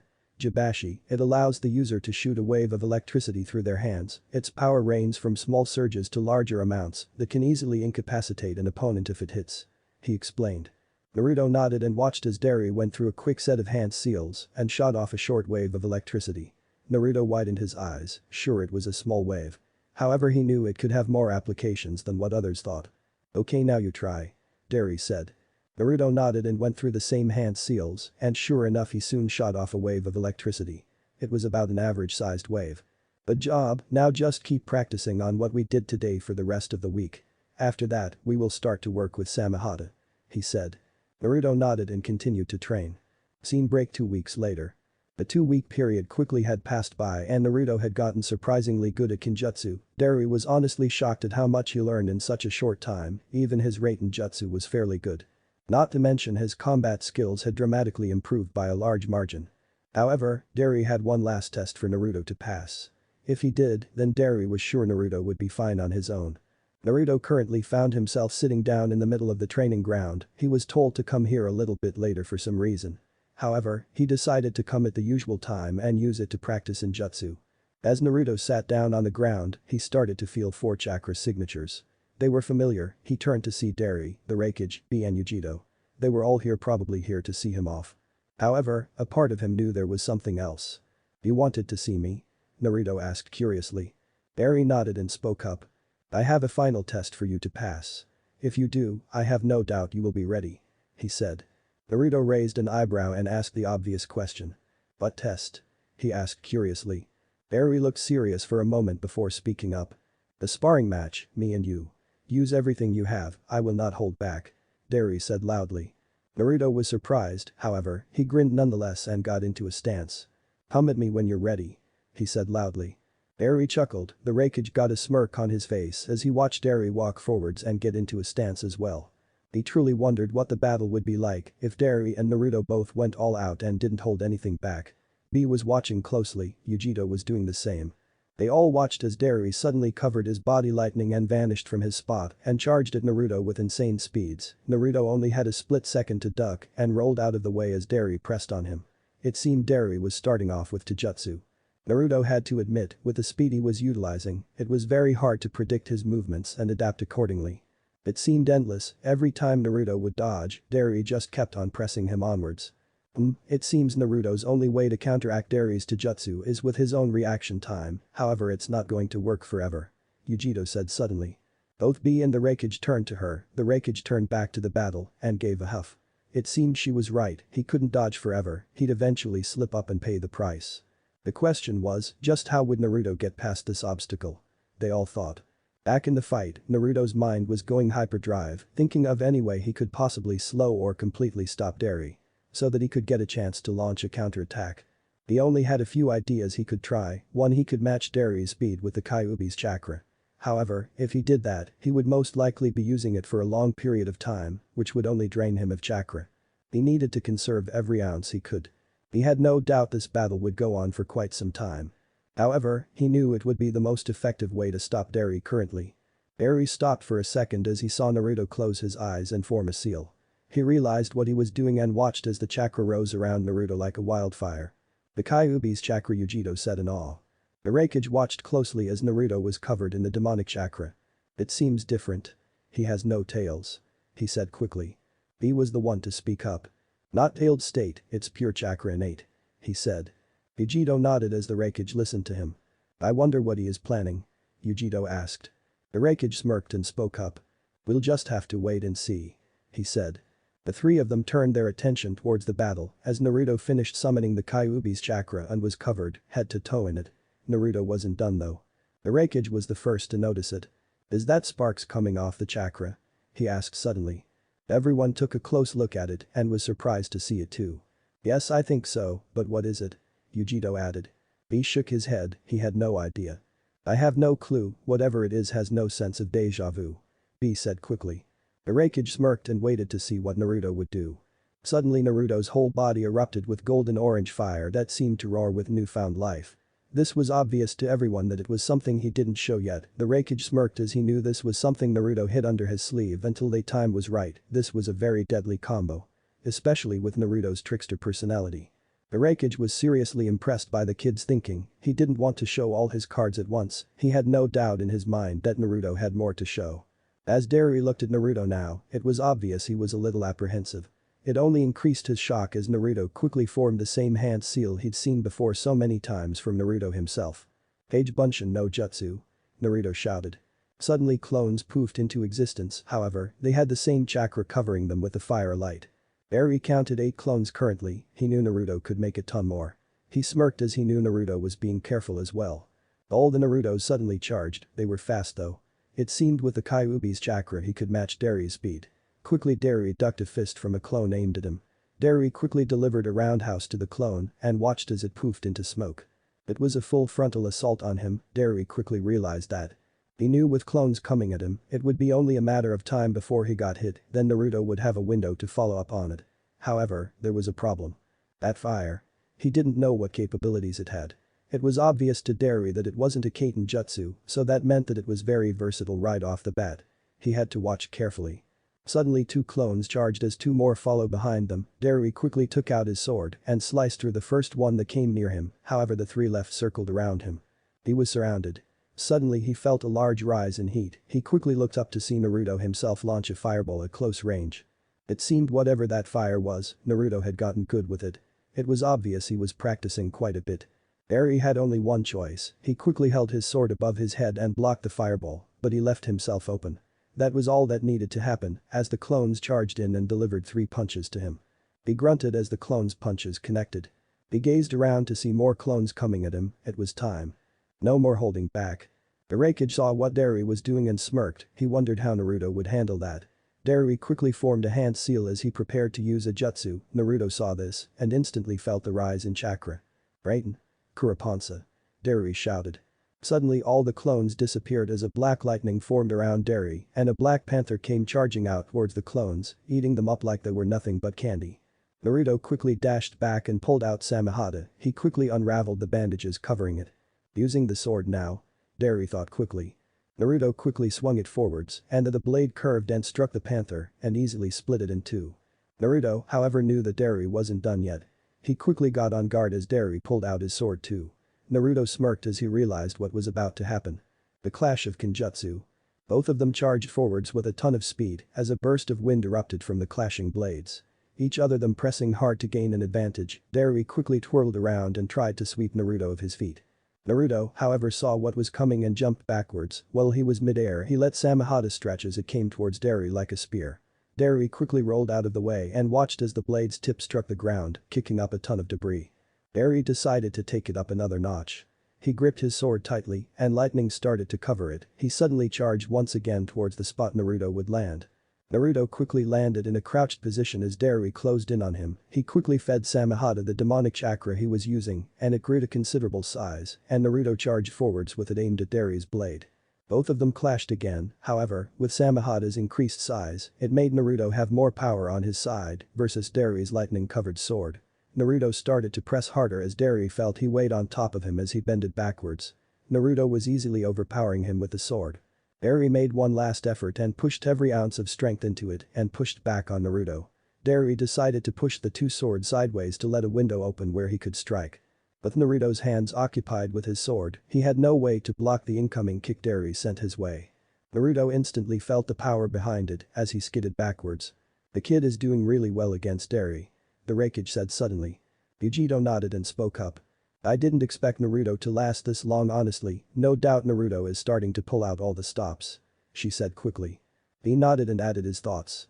"A true wonder, like none other," he said softly. The Irakage nodded to both of their statements and turned his attention back to the battlefield with a single thought in his mind. How would it end? None of them had that answer though, they just had to wait and see. Naruto knew Kenjutsu wasn't going to be the way to win this, Derry was just too experienced in that style. So he had to use something else, something he couldn't counter easily. That left one option. The tailed forms. However, there was a problem. He wouldn't be able to use it that much since he already used a good bit of his own chakra and the Kyuubi's. He wasn't going to last that long in a tailed form before he reverted out of it. He knew he needed to increase his reserves, but that would come at a later date. It was either the tailed forms or a test of endurance. Which Naruto had no doubt in his mind that Derry would win. It was obvious, he was Kumo ninja. They were obviously stronger than most and not to be underestimated. He quickly stabbed Samehada in the ground and prepared. Naruto quickly called on all the chakra he could muster. As he finally felt himself reach the limit, he knew it was time. It seems this fight is going to end soon. Yujiro said suddenly. Irakage looked at her as she spoke again. He's calling on all the chakra he can muster, you can tell by the slowed breathing. He's almost exerted himself of his chakra, he's going to attempt a last effort to end this once and for all. She said quickly. The three of them looked to see Naruto standing still as his eyes were closed. Suddenly his chakra bubbled and liquefied as three tails formed. As his eyes opened, the pupils were sharper and more animalistic. Derry knew now this was going to be the last attack, Naruto was coming with every ounce of strength he had left. Derry smirked and knew he had to do the same to match it. Suddenly one of the tails grabbed the handle of Samehada and pulled it out and wielded it. The chakra seemed to make it stronger as it absorbed the demonic chakra slowly. Everyone was shocked at seeing that, it seemed the Kyuubi's chakra could act on its own, without Naruto controlling it. It was a very deadly combo as they realized the possibilities. Suddenly Naruto held out one hand and started to form a Rasengan. This was going to be the end, he was going to make sure of it. Either Derry would have to dodge the Rasengan or Samehada, he couldn't dodge the other though. Naruto was sure of that. It seemed Derry noticed it too, he smirked as he understood the situation. It was good fight. Naruto had already passed. It was time to finish it. Both of them charged, brimming with extreme amounts of power, they both used everything they had left. As Naruto neared Derry, the tail swung Samehada. However, Derry chose to block it with his own sword, the sword would do a lot of damage, however the Rasengan could be contained if he the chance. With his free hand, Derry covered his hand in the black lightning. He was intending to have his free hand take the blow of the Rasengan, with it covered as black lightning, it would take some of the damage. When both jutsus met, it was enormous. Both of them were pushing on each other, however, one needed to give. The Rasengan would explode soon, Derry knew that. It was only a matter of time, and it did. The blast repelled both of them backwards into the ground. The three on the sidelines rushed in to see the damage, they pulled Derry up to see his arm blackened, as the Rasengan did more than he thought. Damn, that hurt. Derry muttered. They all chuckled and helped him up. Let's check on Naruto. Yujiro said quickly. They all nodded and walked over to see Naruto crawling out of the hole he made, it seemed the chakra cloak absorbed most of the damage. Except for the fact of his chakra exhaustion, he was otherwise fine. Damn kid, you got balls. The Raikage said loudly. Naruto let out a chuckle and stood up. So how was that? He asked Derry. Derry chuckled and spoke up. You're ready. Was all he said. Before anyone knew it, they had medical shinobi healing both of them. Soon they were standing at the gates of Kumo watching Naruto's fading image walking forwards towards his next destination. Suna. Chapter 10. Scheming on both ends PT1. The journey from Kumo to Suna was a very long one. No doubt about it whatsoever. So there was no point in rushing the trip at all. Naruto was casually walking along the road towards his destination, however he wasn't stupid. He had his guard up the whole time, he wasn't going to let himself get ambushed by him making a foolish mistake. So what's your plan? You can't just waltz into the village and request an audience with the council. With the Kazukiage recently dying, there's no doubt in my mind that Suna is on extreme guard to any deceit or lies. Especially with them knowing about you already, that's what your former teammate and sensei was there for after all. The Kyuubi said suddenly. Naruto cursed as he realized the fox was right.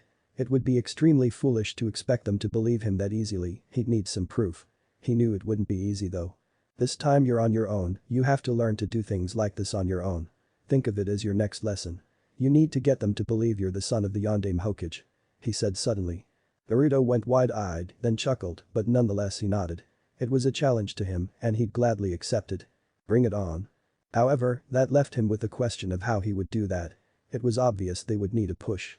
So that left him with a few options. 1, he could use the tailed forms and easily show them he was the Kyuubi's Jinchuriki. However, that left him wondering how would they take it. It could have a good effect or a bad one. That left him with his other option, it wasn't as risky as the first one. However, it was something personal and it could prove risky in the future. It was washing out the hair dye and returning to his natural hair color.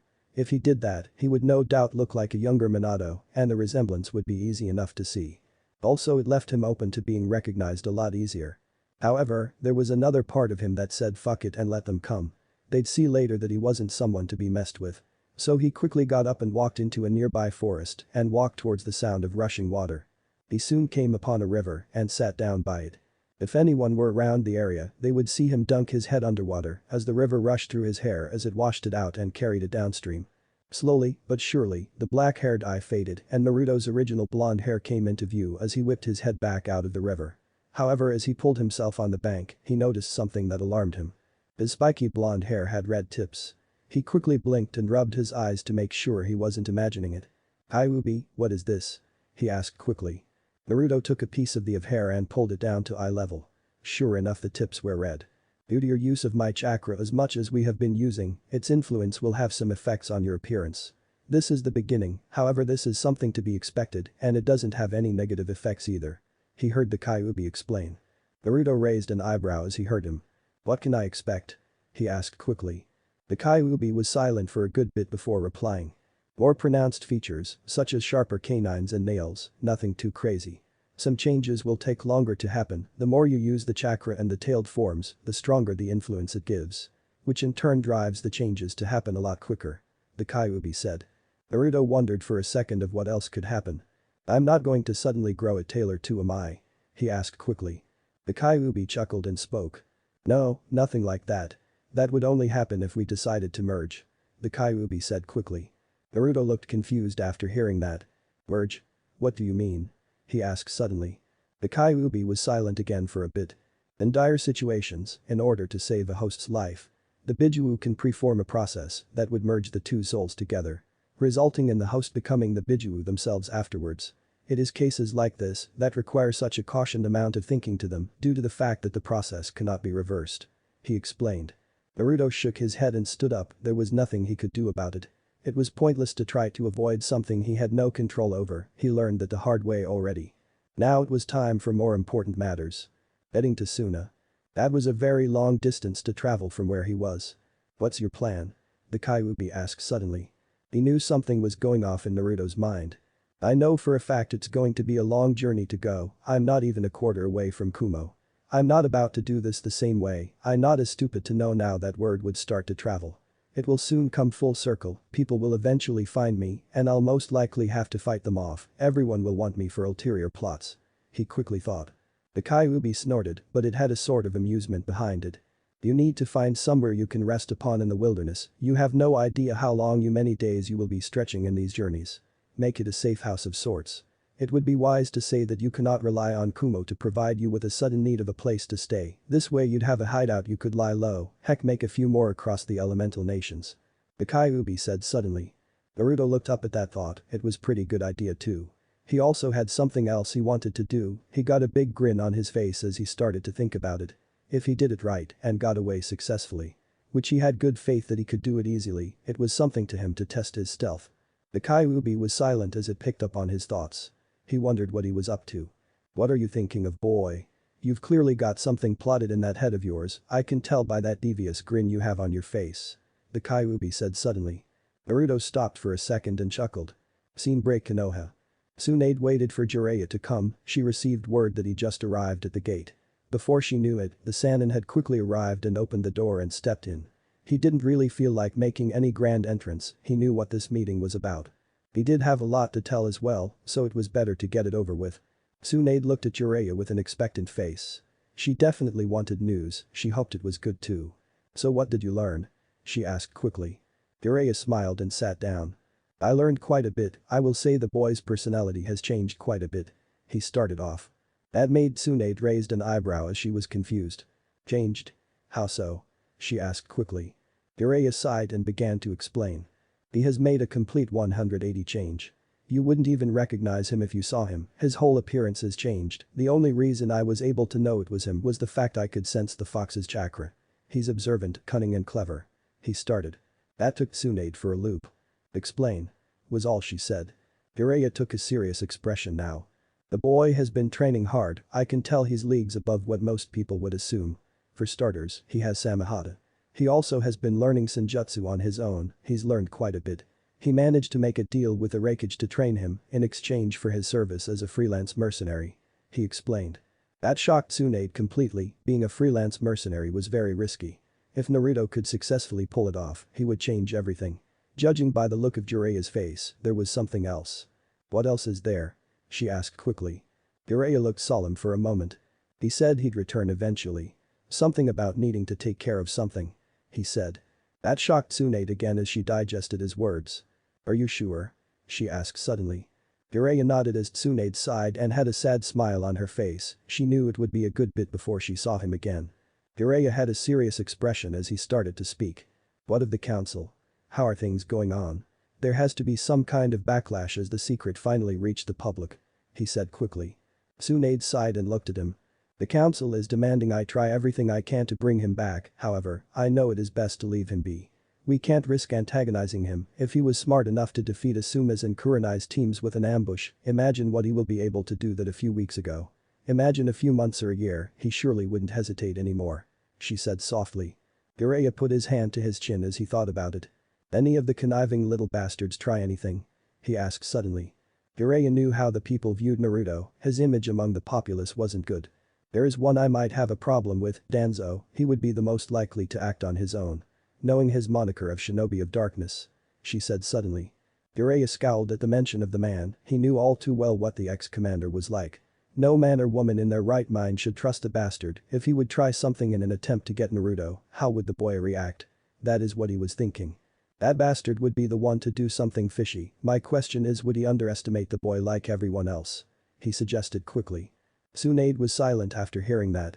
If Danzo does let arrogance and pride blind him of the situation, he will most likely regret it. She said quickly. Jiraiya nodded and knew it was true, Danzo wasn't someone to act without hesitation or rush thoughts.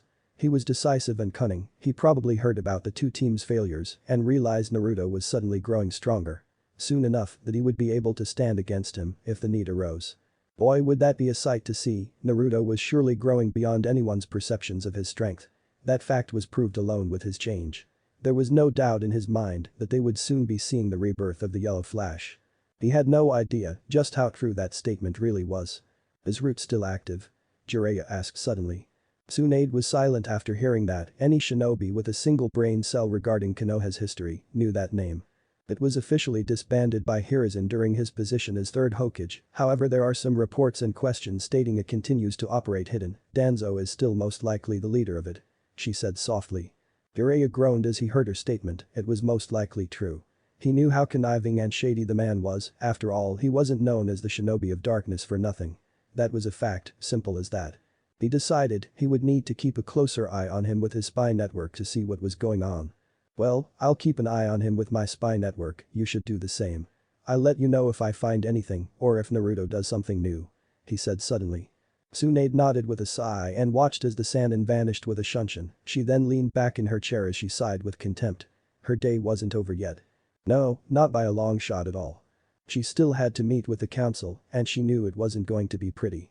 It was time to show them who really held the power in the village. Before anyone knew it, she had left the Hokage Tower and started on her way towards the meeting place. She mentally prepared herself for what this meeting would entail.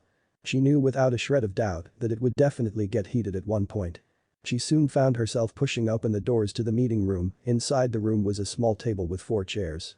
The meeting with the civilian council was about to begin. Danzo, Himura and Kaharu were all waiting for her to arrive. Welcome Lady Tsunade. Kaharu said in a snide tone. It was obvious to Tsunade that the woman didn't like her very much and disagreed with her actions towards Naruto. It was a well-known fact that most of the elders in the village still didn't like Naruto and saw him as the demon brat. She knew now with his heritage revealed, things were going to be very different. However, she knew they wouldn't get anywhere. I assume we all know what this meeting is about, so let's get straight to the point. Tsunade said quickly. The rest of them just huffed or scoffed at her statement. Would you hide the boy's lineage? Himura asked quickly. Tsunade scoffed and spoke up. This whole village hated Naruto for being the Jinchuriki for most of his life. I wasn't going to jeopardize his situation anymore by revealing his true parentage. You seem to forget the fact Minato sealed the Kyuubi in his son, it would only be more harmful than good. She said swiftly. Danzo scoffed, then chuckled. Yet, he had acted on his own will many times. What did that prove? We know the brat was able to survive on his own. He said loudly. Tsunade glared at him, Kaharu decided to speak up. Let's get past the trivial stuff. We must get him back to the village. What have you done to try to get him to return? She asked quickly. Tsunade laughed loudly. Oh, you're mistaken, I'm not going to do anything. She said in a mocking tone. Amuro glared and shouted out. Why not? You know the power the boy has. Combined with his heritage he will only grow further. He slammed his fist on the table as he raged. Tsunade shook her head and glared at him. He left on his own accord and you seem to forget the fact the village despised him for the longest time, you really think he'd return? I'm not going to strain any relationship I currently have with him by trying to force him to return. That would be foolish and would only push him further away. She said loudly. Their eyes widened as they heard her tone. It was one of finality. Nothing more to be said about the matter or there would be consequences. However, Tsunade knew they would still push her. You say this, yet you know the gravity of the situation. Word spreads fast throughout the elemental nations, he's technically up for grabs for anyone. Danzo said quickly. Tsunade smirked and spoke up. We both know what you want, Danzo, you want a weapon that is effective without question. You are right when you say I know of the gravity of the situation, however, I know more than you. Word does spread fast, and I can personally assure you that Naruto's situation is out of our hands. Nothing we do can bring him back. She said loudly. The three of them narrowed their eyes. What do you mean? Kaharu asked quickly. Tsunade chuckled and began to prepare to drop the bomb on them, she knew however that she needed to be careful. Danzo was more likely now to try something, so she had to be careful and not give him anything to go on. I had Jiraiya travel recently to Kumo, where we know Naruto was currently. His mission was a personal one, to gather info and report back to me. She started. They all widened their eyes, Danzo seemed to have a hungry look in his eyes. Damn bastard, you're foolish to think you'll be able to do anything. Tsunade thought quickly. What did he learn? Hamaru asked quickly. She chuckled and began to speak again. He told me that the boy has changed considerably. He had forgotten his personality and adapted to a new one. This one is very dangerous and conniving. The first thing Jiraiya said to me was it was a 180 change and you wouldn't recognize him. The fact of the matter is he is no longer the Naruto Uzumaki you people think you knew. She continued. They all started to chuckle and laughed. Please. You really believe that the demon brat, who was the dead last of the academy, who also failed the exam more than once, that this boy is completely different? Kaharu asked in a snide tone. They all chuckled even more. You must realize that the statement is made up, right? Surely Jiraiya said that to cover up for his failure of a student. Homura added in an arrogant tone. Tsunade's eyebrows started to twitch as her anger rose, she was going to be nice and lay it on them easily and smooth. Not anymore though. It was time to drop the whole fucking bomb on them at once. Really, you are all stuck in the past, you seem to forget that he not only proved this village wrong on multiple occasions.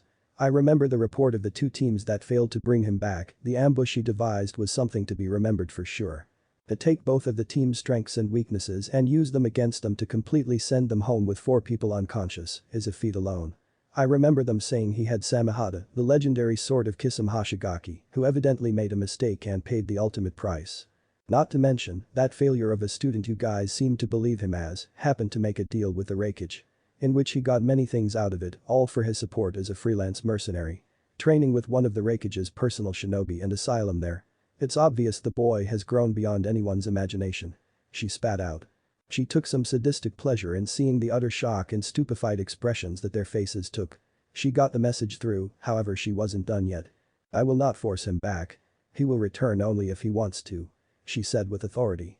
None of them had any words, they all looked up suddenly as Tsunade got up. This meeting is over, there will be no more discussions on this matter. That is final. She said. She swiftly turned around and stormed out of the room, leaving a shocked council in her wake. However, she knew there was always going to be problems. That was inevitable, but she'd be damned if she didn't do everything in her power to stop them. She owed him that much. Chapter 11. Scheming on both ends PT2. Tsunade currently awoke with a raging headache and a hangover. It had been a few days since the council meeting was done and she wasn't done yet. It was time to deal some punishments. The council be damned. She quickly had Anbu bring Sakura and Sasuke, Kakashi would be taken care of later. The moment they both arrived in the tower, they knew they were in deep shit with her. Just by her face as they walked in the door, it was all they needed. Tsunade quickly ushered the Anbu out of the room and began to speak. You two have been the cause of all my problems as of the late and it's high time someone told you off. What were you two thinking? She shouted at the end.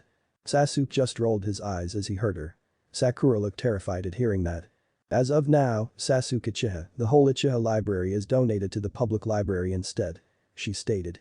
Sasuke growled as he heard that and glared at her. You think you can do this? I'm the last of the clan. He shouted in protest. Tsunade slammed her arms on the desk as she stood up. Listen up, brat. You being a Uchiha doesn't mean jack shit. I don't give a damn about your clan. He said loudly. He flinched, he heard her tone. But you can't do that to Sasuke. Sakura shouted. Tsunade glared at her. You lady need to keep your mouth shut, you're next. she said. That's when Sakura glared at her tone. Because of you girl Naruto is gone, I'm no longer teaching you anything and you have a 1-month suspension. She shouted. Sasuke just glared at her, Sakura felt fear from her. What is your problem bitch? Sasuke said loudly. Tsunade glared at the boy. You're going to T&I boy, best prepare for a fun time there. She said quickly. He looked at her with a fierce glare. You can't do that. I'm an Uchiha. He shouted in protest. Tsunade glared at him. An Uchiha? Like I give a damn, you defected to Orochimaru to gain power for revenge. You're lucky I'm not ordering your incarceration. She said loudly. Sasuke slammed his fists on her desk and glared at her. Anbu, escort him out and to Ibiki Marino, please. She said loudly. Suddenly 2 figures appeared with masks and grabbed Sasuke by his arms. Oh, and I personally request Anko Mitarashi to interrogate him. She said suddenly. The 2 shivered as they heard that name, they knew who she was. They also knew how sadistic she could be. Sasuke Uchiha would not have a fun day at all with her. Bring on you bitch. Whoever that whore is, she can kiss my ass. She won't get shit from me. Sasuke shouted angrily. The 2 Anbu's eyes widened under their masks. If Anko heard that, Sasuke might not like what she'd do. Sasuke glared at Tsunade kicking and screaming as he was dragged out of there. Sakura glared at Tsunade as she watched what happened. How could you do that? She shouted. Tsunade glared at her again. You have no right to say anything about this matter. Sasuke Uchiha abandoned Konoha to gather power in a pursuit of blind rage, he's lucky he didn't get put in a cell the moment he arrived in the village. She said loudly. Sakura just looked down as she heard Tsunade. I am hereby disbanding Team 7, following your 1-month suspension. You, Sasuke and Kakashi might get a second chance. She said. Sakura looked up at her with tears. Why am I the one getting the punishment? She screeched. Tsunade shut her up with her glare. You're not the only one, Sasuke will have more done later to him. Kakashi isn't even here yet for me to discuss his punishment. She said quickly. Sakura looked at her and went to speak up, however, she was cut off by Tsunade. That is all. There is nothing more to say, you have been warned. Any further disobedience will result in more severe punishment. She said loudly. Sakura gulped and nodded meekly, she quickly scurried out of Tsunade's office. Back inside, Tsunade sighed as she prepared for the next part of her day. Anbu? She called. Suddenly 2 masked guards appeared and bowed before her. Okajima. The leader of the 2 said. Tsunade sighed and began to speak. Bring me Kakashi Haddock. She ordered. They both nodded and vanished in a swirl of leaves, already on their way to complete the order. Before she knew it, Kakashi was standing in front of her. Ma, what's with the long-faced Tsunade-sama? He said lazily. His eyes instantly widened when he saw her glaring crease tenfold, yup, he was in deep shit. He instantly straightened up and spoke in a respectful tone. Lay it on me, I know this is about punishment for the incident with Naruto. So let's skip the bullshit and get straight to the point. He said suddenly. Tsunade was a bit surprised by his sudden change in tone, he knew what this was about. That was good in her mind, however, she wasn't about to cut to the point and deliver his punishment. No, he needed to be thrashed a bit. You're damn right it's about that. Now, before we discuss your punishment, would you like to explain why you thought it was a good idea to criticize Naruto in making a decision that saved his life? She said suddenly. Kakashi was obviously not expecting that to come first. He sighed as he knew he wasn't going to get off that easy.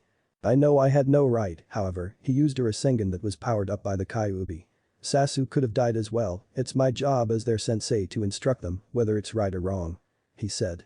Tsunade chuckled, then spoke up. You were their sensei. She said. Kakashi blinked and spoke up. Excuse me? He asked confused. Tsunade glared at him and began to explain. As of now, what's left of Team 7 is disbanded, Sakura is on a month suspension. Sasuke may never become a shinobi of the leaf again. It all depends on how these next few weeks play out for him. She started. Kakashi started to feel a gnawing sense of impending doom. As for you, since you deemed it necessary to barely teach Sakura or Naruto anything in favor of the Uchiha, you are hereby ordered to help Iruka Yamino in teaching at the academy for 1 month. She dropped the bomb. Kakashi's face quickly grew into an expression of pure horror, it was obvious that he clearly wasn't expecting her to say that at all. He couldn't believe what he heard from her. What? He sputtered out. Tsunade smirked and began to speak again. You heard me, and you better not even be late once. If you are, well, you might find those precious books of yours burned to a crisp.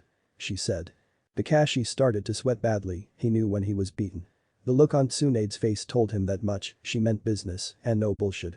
Fine, you got me, I'll do as you say. He said quickly. Tsunade smirked and spoke again. You're damn right you will. Now get out of my sight. She said quickly. He nodded and vanished in a shunshin. She quickly called the Anbu again before she knew it.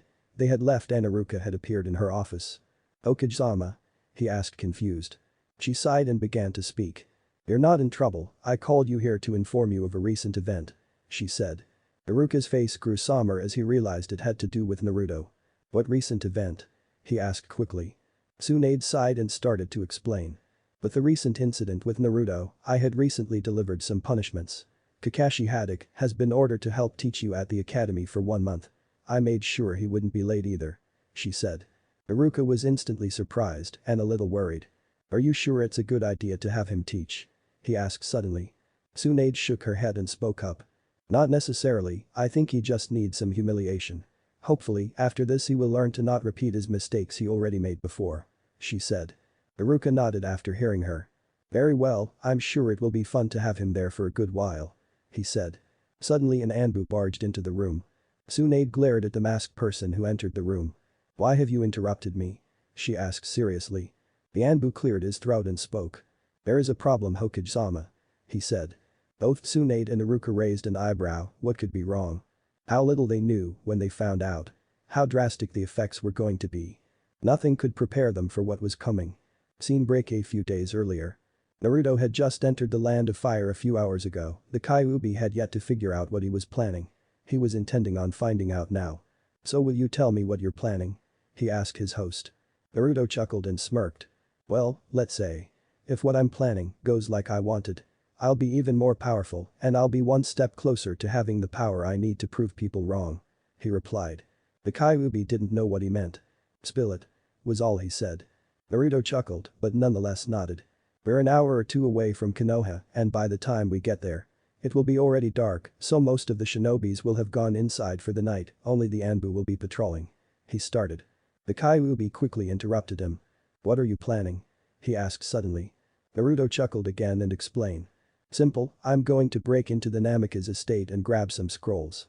Maybe raid the library if they have one. He replied. The Kyuubi was silent for a good bit, then it burst out laughing. Damn, you're clever. Okay then, what's the full plan? You can't just barge into the estate, take some scrolls and leave without expecting someone trying to stop you. The Kyuubi said suddenly.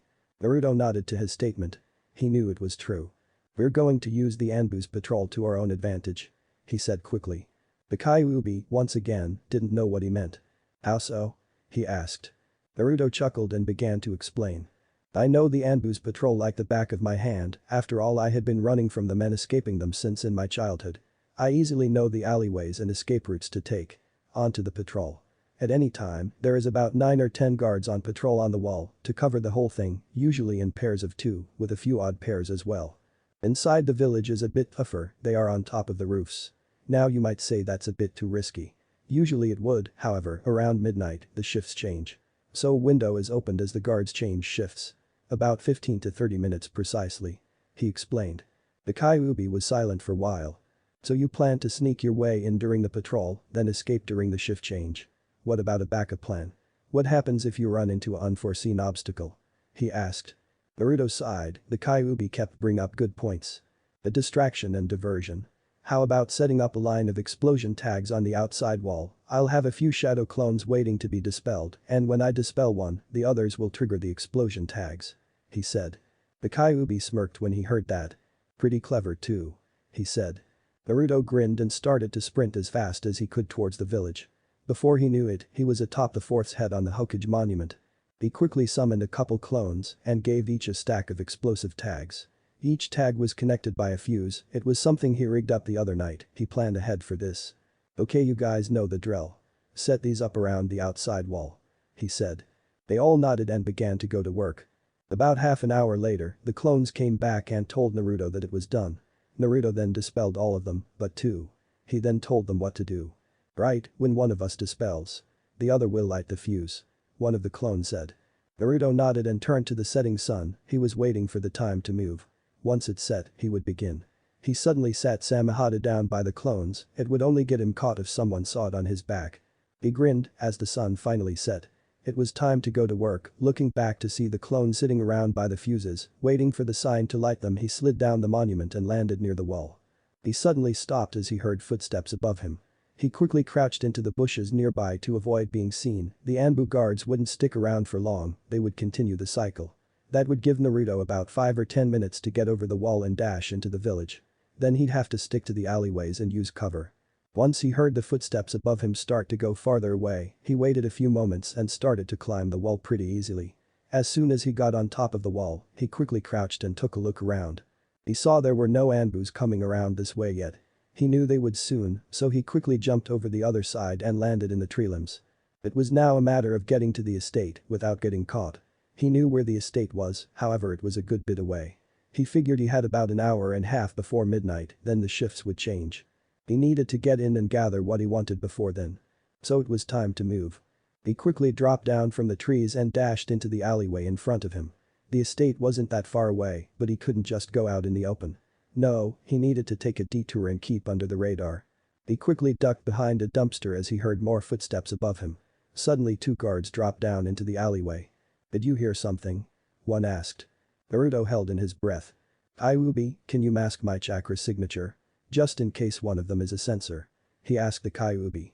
He waited for a response. "I thought I heard something," the another guard said. Naruto hoped the Kyuubi was listening. "Okay, done," he finally heard. Finally the guards had left. Naruto waited a few moments again to reappear out from behind the dumpster. He decided to go straight towards for the estate, he couldn't play around here anymore. Before he knew it, he stood before the gates of the Namikaze estate. He looked at the seal on the gate, it was relatively small. It had grooves that swirled around towards the middle. "That's a blood seal, cut your hand and place it on the seal. Your blood will then open the gate," the Kyuubi said suddenly. Naruto nodded and used his nails that were sharper now to cut his palm open and he quickly placed it on the seal. He sighed as he pulled his hand back and watched as the blood filled the grooves to the center. Suddenly the whole seal glowed and then it disappeared. The gate started to creak and spur to life as they were opened. He just stared in amazement as he walked up towards the door, he mentally prepared himself for what he was about to find. He knew it was going too emotional. The tears were already falling. He opened the door and gasped as he saw the inside of the estate. Dust was everywhere, covering everything. It was obviously vacant for a good bit, however how it looked shocked Naruto to his very core. He had no words as he walked around. Then something caught his eye. It was a medium-sized box on a table in the living room, with shaking hands he picked it up and looked at it. On an engraved plate, he could read to Naruto. He slowly opened the box and looked inside. There was a piece of paper and under it was 2 scrolls.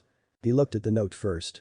"Dear Naruto, if you're reading this, then we are no longer alive and you have been left alone. There is so much I want to say, with so little time. So I'll start with this. My name is Minato Namikaze, the 4th Hokage and your father. I'm sure you already know this, but we died on the night you were born. The day the Kyuubi attacked, and I'm sorry for the burden we've given you. As I've said before, there is so little time and so much I want to say. So I'll get on with it, in this box is essentially our wills. One scroll is from me and the other is from your mother. I leave you my 2 prized techniques. The Hirishin and Rasengan. Hopefully you will be able to master both of them. I am sorry for not being there and I love you."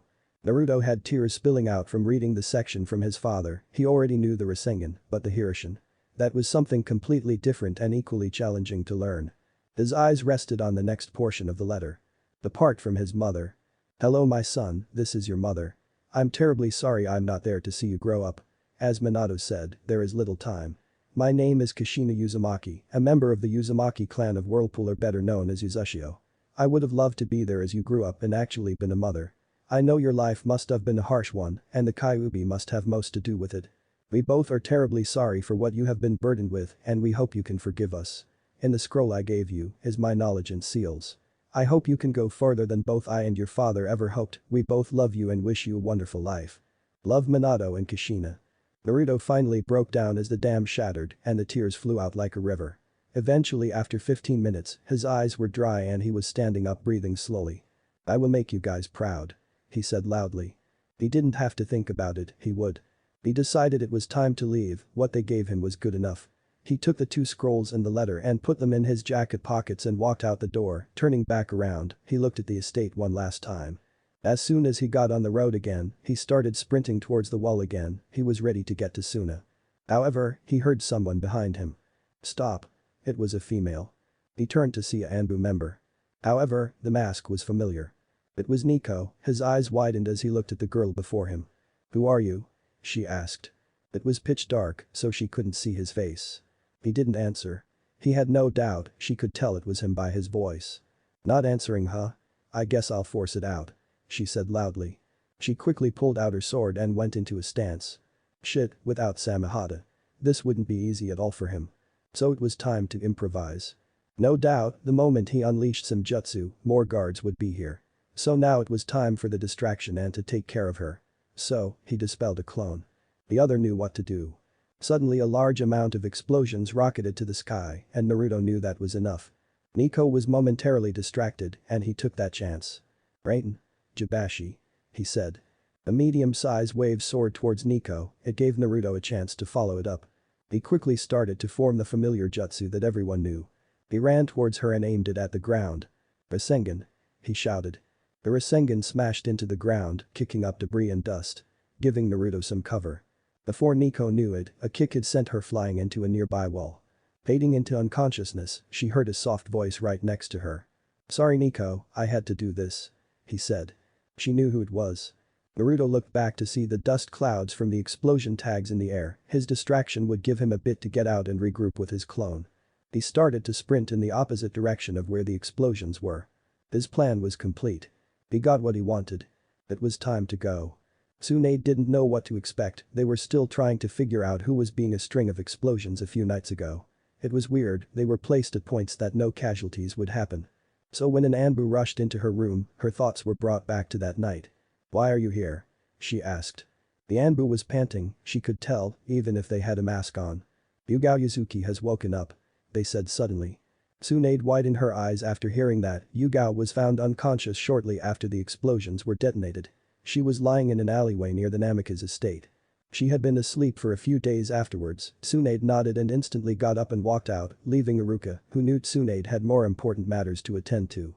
Before she knew it, she was already in the room with Yugao, there was also a squad of Anbu to watch over her. Can you tell me what happened? Tsunade started out. Yugao nodded numbly and began. I was patrolling at night and as the night continued on and my patrol did as well, I was near the Namikaze compound when I saw someone who was near it, they looked like they just came out of it. Since it was open, I figured they were the one to get inside. I went to intercept and that's when a fight started. She started. Tsunade narrowed her eyes, she knew about the Namikaze estate being broken into, but that was nearly impossible. It had a blood seal on it. Shit. Guards. I want all of you to search the nearby areas of the estate, look for signs of where they were going. Tsunade said suddenly. Yugao looked at Tsunade suddenly, Tsunade waited till the guards disappeared to speak up. You realize who it was, do you? She asked rhetorically. Yugao nodded. I heard his voice before I fell unconscious, it was him. She said. Tsunade sighed and rubbed her temples. Naruto had just made a mess and she had to clean it up. Well, this is now a serious problem, I know that he used those explosions most likely as a distraction, as you probably became an obstacle in his plan. This won't go easy with the council. I have a feeling it will be a long week. Tsunade said suddenly. Yugao knew that was true, she knew things were going to get very tense soon. She only hoped that it could go smoothly for Naruto, however, she knew otherwise. Scene break T&I. One Anko Mitarashi was not expecting to be called into T&I on short notice, the Anbu in front of her wasn't going to take no for an answer either, she sighed and spoke up. What's this all about anyways? She asked. The Anbu just shook his head. I don't know all the facts, all I was told by Ibiki that he wants to see you now. He said. Anko widened her eyes, if Ibiki sent him, then it was serious and she knew better than to make him wait. She quickly nodded and threw her dango stick in a nearby garbage bin and vanished in a shunshin. She reappeared right in front of the T&I building and didn't waste any time walking in and going straight for Ibiki. Once he saw her he smirked, she would like this. Why have you called me in? She asked. Ibiki took out a folder and handed it to her. Anko's eyes widened as she read the profile, she knew who this was just by his picture. Why me though? Can't you get one of the others to interrogate him? She asked suddenly. Ibiki shook his head. Sorry, Hokage's orders. He said simply. Anko's eyes widened once again, she knew better to refuse now. That would be utterly foolish of her, nodded her head she sighed. Sasuke chihaha. Plenty of ways to get info out of that brat, okay here's a list of what I need. She said with a grin. She quickly wrote a few items down and handed it to him. Ibiki shivered when he saw her grin, he knew it very well. Sasuke didn't know what was coming and when he looked at the list, he shivered even more. This kid was in for a rough night. No doubt. Ibiki walked out of the room for a moment and came back with a bag. Anko took a look inside and smirked. It was time. "Well, I better greet our guest, huh?" she joked. Ibiki shook his head. "Don't scare him too much, Anko," he said. She grinned and replied to him. "No promises," she said. Ibiki then watched her walk to the interrogation room and he knew it was going to be a long night for Sasuke. The moment Anko walked to the one-way panel of glass, she saw him and smirked. It was go time. The moment Sasuke saw Anko, he snarled at her. "Let me go, you bitch," he shouted angrily. Anko walked to the table where he was handcuffed and smirked. "Not until you give me what I want," she said. Sasuke scoffed and laughed loudly. "Be your worst. You ain't getting shit from me," he shouted. Anko grinned. "Very well," she said suddenly. She then put the bag on the table and gave a sadistic grin. "You are a missing nin who went to that snake for power. It just so happens that I happen to have the same curse mark as you and I know what it takes to make it tick, but first we're going to have some fun," she said loudly. Sasuke's eyes widened as Anko dug in the bag and pulled out a set ninja tools. They were standard order. However, they seemed to be a bit different. They were rusted and dull. Anko picked out a senbon and held it up. The tip was all black, as if it had something coated on it. "You see this? This is my favorite little concoction, a little nausea and a special poison I created," she said with a grin. Sasuke's eyebrow rose as he heard her. "What special poison?" he asked. Her grin went full-blown and sent shivers down his spine as he saw it. The human body's pain receptors are responsible for transmitting a signal to the brain, which makes you feel it. This little poison amplifies it, giving it hypersensitivity. "Everything you feel will be 10 times worse," she said loudly. Sasuke's eyes widened as he heard her and he struggled against his bonds.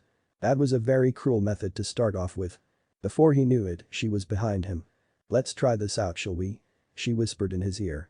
He screamed as she stabbed him in the back of the neck with it. It seemed she was just getting started. Scene break with Tsunade. Tsunade knew to expect this. She currently found herself sitting in a room with all the clan heads and the civilian council. They weren't going to go away either and she knew she couldn't protect Naruto. Everyone had their own opinions and it was giving her a headache. "Everyone calm down," she shouted as she slammed her fist on the desk. Shikaku looked at Tsunade with a serious expression. He knew Naruto was like a son to her. However, that didn't dispute the fact that he caused quite a havoc in the past few days. It was time to do something needed to be done about it. "What are we going to do then?" he spoke up. Tsunade looked to the Nara and sighed. She realized he was right. "Bet his head on a pike," Haruno shouted loudly.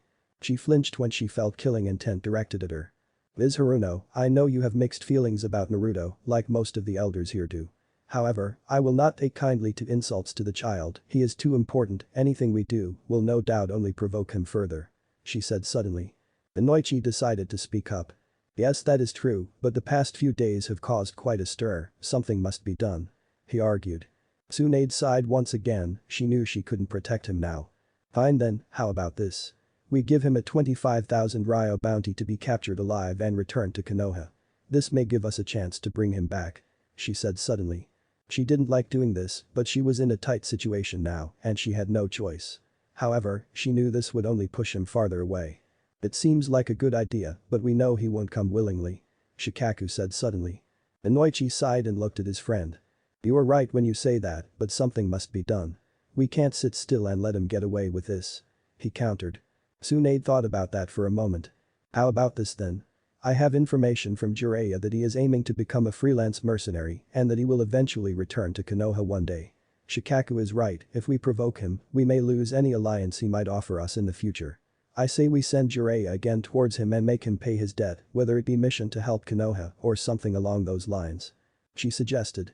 They seemed to mull over that for a minute. Tsunade noticed Danzo narrowing his eyes, it seemed he wasn't too thrilled about that idea. She needed to keep an eye on the old warhawk, it was obvious he was up to something. "What if he refuses?" Inoichi asked suddenly. Everyone thought about it. "Why would he refuse though?" Choza said suddenly. Shikaku shook his head. "He was outcasted from this village ever since his childhood, it's very likely that he will refuse. He could argue that it was his birthright to get access to Minato's estate," he said suddenly. "Then what do we do about him?" Tsum said suddenly. It seemed they couldn't really do anything, they were backed against a corner. On one hand, if they put a bounty on him, that would burn any bridges that were left and any chances of him returning. Also, if they tried to force him to do something, it could turn ugly. They had no idea what to do. "Then why don't we let him come willingly?" Like Tsunade said, he plans to return eventually. When he does, that's when he can pay his debt. Whether it's a sum of Ryo or a few missions to help out the village. Inoichi suggested. Tsunade looked at Inoichi for a moment. That was the most reasonable thing they could do. If they wanted to keep Naruto on their good sides, then that was the way to go.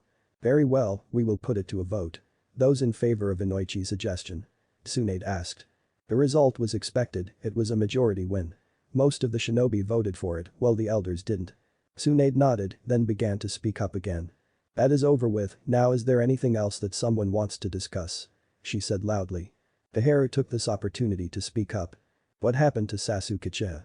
Why is he in T&I? She asked. Tsunade glared at her. He is in T&I for a reason, he defected to Orochimaru for power and in pointless pursuit of revenge. He is staying there until I say otherwise. She said loudly. Tsunade's tone shut Kaharu up. However, that didn't mean Danzo didn't have anything to say, and boy did he. Does that mean you intend to let him become a ninja again? He asked suddenly. Tsunade narrowed her eyes, something was definitely up with Danzo. He was definitely scheming something, however, Tsunade had no idea on what he wanted. Maybe, it depends on how the next few weeks go. As of now, Team 7 has been disbanded. Kakashi Haddock has been ordered to help teach at the academy, Sasuke is in T&I currently, and Sakura Haruno is on a 1-month suspension. She said suddenly. They were surprised, it seemed Tsunade really meant business. Sasuke-cha, what are you hoping to get out of him, Tsunade? Inoichi asked suddenly. Tsunade sighed and looked at the Yamanaka. I want info regarding Orochimaru, anything will help. Preferably his subordinates and hideouts, also hopefully information on Akatsuki. Jiraiya knows he was a member once. She replied. Inoichi put his hand on his chin as he thought about it. Who do you have interrogating him? He asked suddenly. Tsunade grinned. Enko Mitarashi. She said. Silence was met with that. Most of the shinobi who knew of her shivered and cringed. For Sasuke to be interrogated by her, God have mercy on him. She was definitely a sadist, no doubt about it whatsoever. If anyone could get that info, it would be her as well. They knew that her methods were sometimes a bit unorthodox and frowned upon, but they definitely got the job done. After all, results were results. Are you sure that's a good idea leaving him to her? Inoichi asked suddenly. Tsunade chuckled. Well, I know she won't do anything fatal to him. However, she would do anything she could to get the information out of him. I have faith she won't take it too far, after all Ibiki is there as well, not to mention the other people at T&I. She said suddenly. They sighed as they realized that they couldn't do anything about it. So is there anything else to discuss? Tsunade asked suddenly. Nothing was said, no one had anything to say. That was final, and everyone knew it. Tsunade sighed, then began to speak yet again. These actions that have been brought upon the parties are not going to be reversed. She started. Some elders started to speak up, along with some civilians. However, Tsunade wasn't having none of it. Her tone was final, and that was that. No arguing whatsoever. She suddenly got up and started to walk out. It was obvious as to what it meant. The meeting was over. Nothing more to be said. Scene break with Naruto. Not that far away from Konoha, Naruto found himself sitting by a river. He was about to look at his father's notes a bit before heading to Suna. As he sat by the riverbed, he stared aimlessly at the scroll that was in front of him. Unopened, he knew once he started to learn his father's techniques, there was no going back. They would know he was Minato Namikaze's son, that much would be obvious. It was time. As Naruto opened the scroll, he couldn't help but feel nervous. He decided to start with the Rasengan, even if he knew it already. There might be more than he knew, something to add to it. That was what drove him to start on that subject. So he started to read. Son, this is one of my prized techniques. I've taught it to several people. Some you may know, some you might not. The Rasengan is a very powerful jutsu if correctly used. I've based it on the bijudamas the Biju themselves use. There are 3 steps to use it correctly below. Naruto stared at the small passage that was in the scroll, the bijudama huh? He quickly thought. He didn't know of the technique that well, but he knew of its power. To base that jutsu off the bijudama Minato Namikaze was a real genius. The Kyuubi said suddenly. Naruto looked up as he heard the fox, it was something astounding. To base the Rasengan after the move the Biju were known for. Minato Namikaze was a real genius after all, and Naruto was proud of that fact. He started to feel tears as he thought more about it. His father. Naruto then noticed a small passage at the end of then note, he knew it was about the Rasengan. However, he didn't know what it entailed. So he started to read it. Naruto, this part is for when you have successfully performed the Rasengan. As you know, there are 3 steps to use the Rasengan, but that is not all. No, the Rasengan isn't complete. there is an additional step you can do. Even I haven't completed it. This is the final step to the Rasengan and I hope you can successfully do it. The step is to combine elemental manipulation with the Rasengan, thus making it a jutsu with an elemental nature. Doing this will make it more powerful than it already is. However, it is no simple task. As I said before, even I couldn't achieve this. I hope you will be the one to complete the Rasengan Naruto. This is all I have for you. Naruto stood up and looked up to the skies. He promised himself that he would do it. He knew it would be a challenge. However, he welcomed the challenge. Elemental manipulation with a jutsu that doesn't have a nature is very difficult, Naruto. I think you should try with the fox fire before you try with your wind affinity. This way, you have something to go off when you go for wind. The Kyuubi said suddenly. Naruto nodded and began to call upon the Kyuubi's chakra. Soon his eyes had turned red and the familiar cloak of demonic chakra was covering him. He started to breath in and out, trying not to lose control. He knew that this process was going to require a large amount of control. To combine the fox fire with the Rasengan, all while in this form, would be draining a lot more than usual. As the familiar sphere was formed in his hand, he started to summon the fire. However, it was resisting and it wouldn't do as he wanted it to. After about 15 minutes of concentrating and maintaining his focus, the fire started to swirl around the Rasengan a little. However, due to the fact he was already low on energy from his trip to Konoha, the Rasengan instantly faded along with the fox fire. Soon the demonic cloak faded too, leaving Naruto panting for breath. You're exhausted, Naruto. You haven't had the proper amount of time to rest and recoup your strength. However, you're not that far away from Konoha, so you don't have that option now. I suggest you head off towards Suna, then find some place to lay low. The Kyuubi said suddenly. Naruto nodded meekly and stood up, he knew he just sent a beacon as well. Anyone would have felt that power. He wasn't that far away from Konoha too. So it was only a matter of time before they sent search parties. It was time to go. With those thoughts in his head, he started on his way towards the land of wind. It was a few hours later and he finally arrived at the gates of the village. It looked just like it did before. It was just morning, he had been going throughout the whole night. He wanted to get something to eat. However, he didn't really know the village that well. It was 15 minutes later and he finally found a food stand. It wasn't nothing fancy or rundown. Just a simple shop for food. He walked up to the stand and waited for someone to take his order. However, as the person walked over, their eyes widened. Naruto rose an eyebrow as he wondered what could be going on. However, before he could speak up, he felt something against his neck. It was a kunai. He suddenly looked over his shoulder to see Temari with a fierce look in her eyes. Don't move or else. She said seriously. In one hand was her kunai and in the other was her fan and it was slightly open. Naruto started looking around for some kind of exit or escape route. However, he was cornered and no doubt in his mind that if he ran for it, that any relation he could have made with Suna would go down the drain. Sighing, he put his hands up and turned around. You got me. He said. Temari's eyes widened as she took in his appearance, this was not the Naruto she knew. No doubt whatsoever. Follow me and don't think of pulling anything. She said. Naruto chuckled at what she said, he could escape if he really wanted to and there would be nothing she could do. However, he had to admit he was in a sticky situation and the best thing to do now was to listen. So he did. Chapter 13. A life-changing spar. As Naruto followed Temari, he wondered what he would be facing soon. Either way he wasn't afraid. Not at all.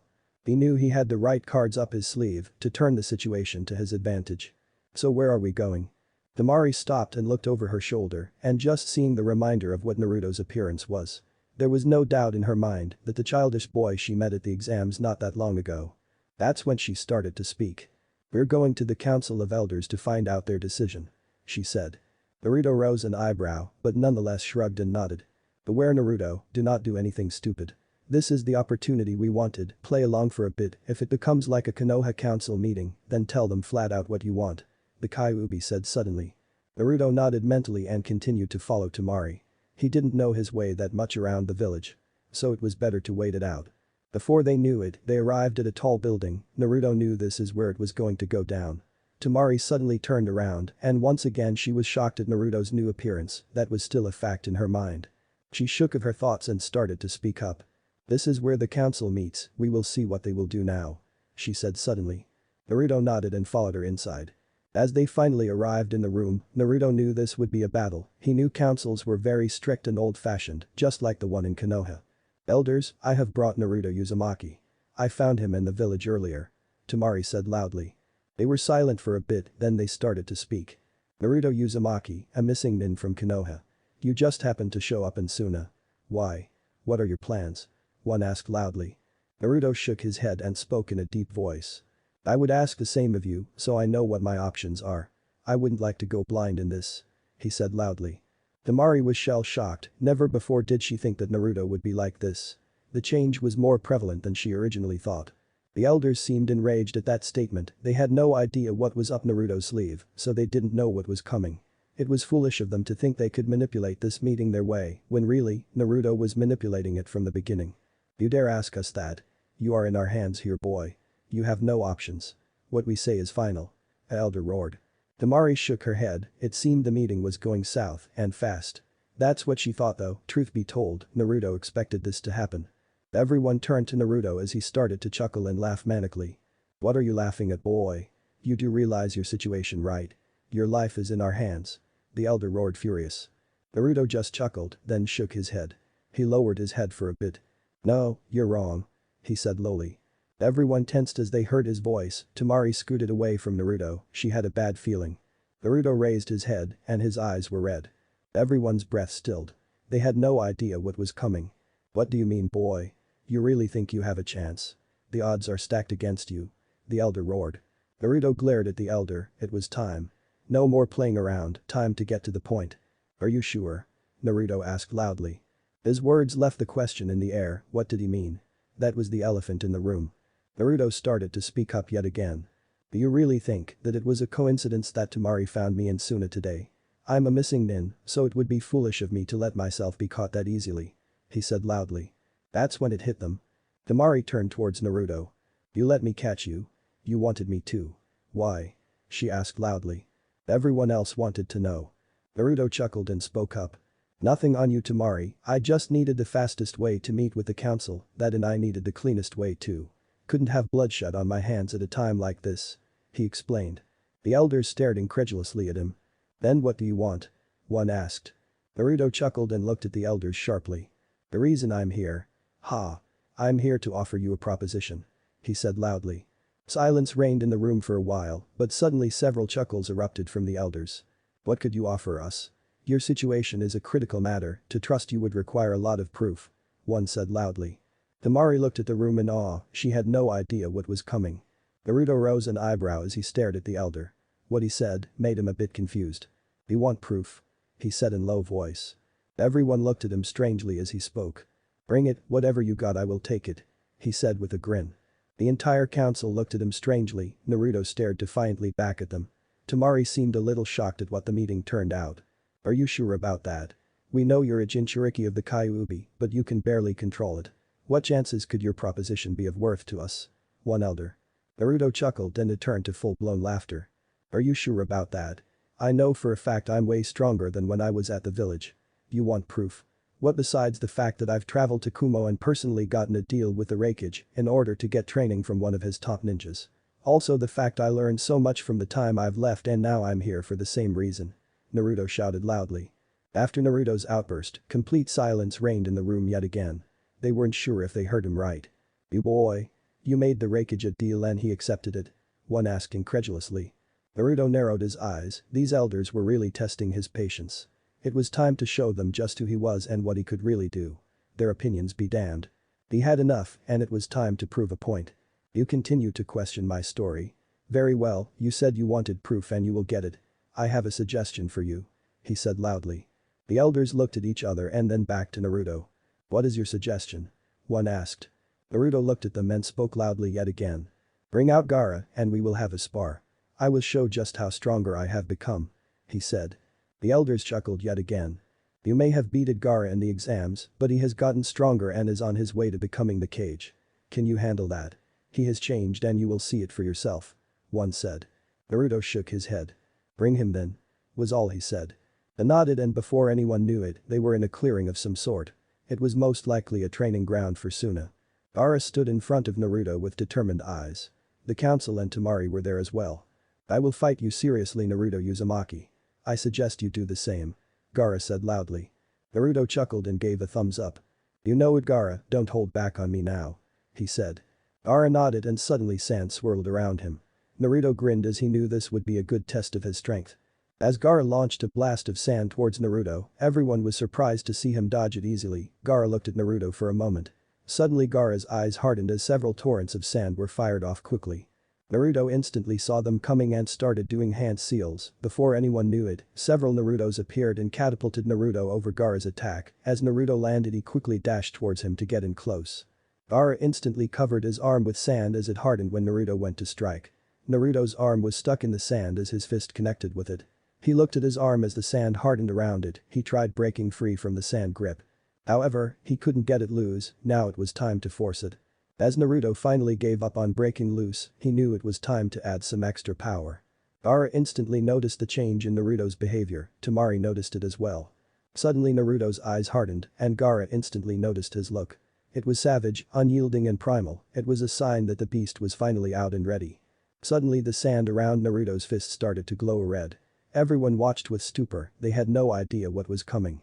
Gaara instantly felt his chakra rise in massive amounts. He had no idea what he was planning to do, but he knew with Naruto's chakra reserves that it could do a large amount of damage to him. Before everyone's eyes, a massive amount of chakra was building up and exploded like a volcano, sending both Naruto and Gaara flying backwards. The elders were shocked. Their opinions of the boy were wrong, and they had no idea just how strong he was. Temari was completely shocked. From when she last tried to fight him, he was still a little new, but it seemed he had grown and was starting to truly become someone new. She had no idea what it all meant. As Naruto and Gaara both got back up, it seemed that Gaara protected himself in the last moment. Naruto on the other hand was scorched. However, before everyone's eyes, the burn started to heal and was replaced with new skin.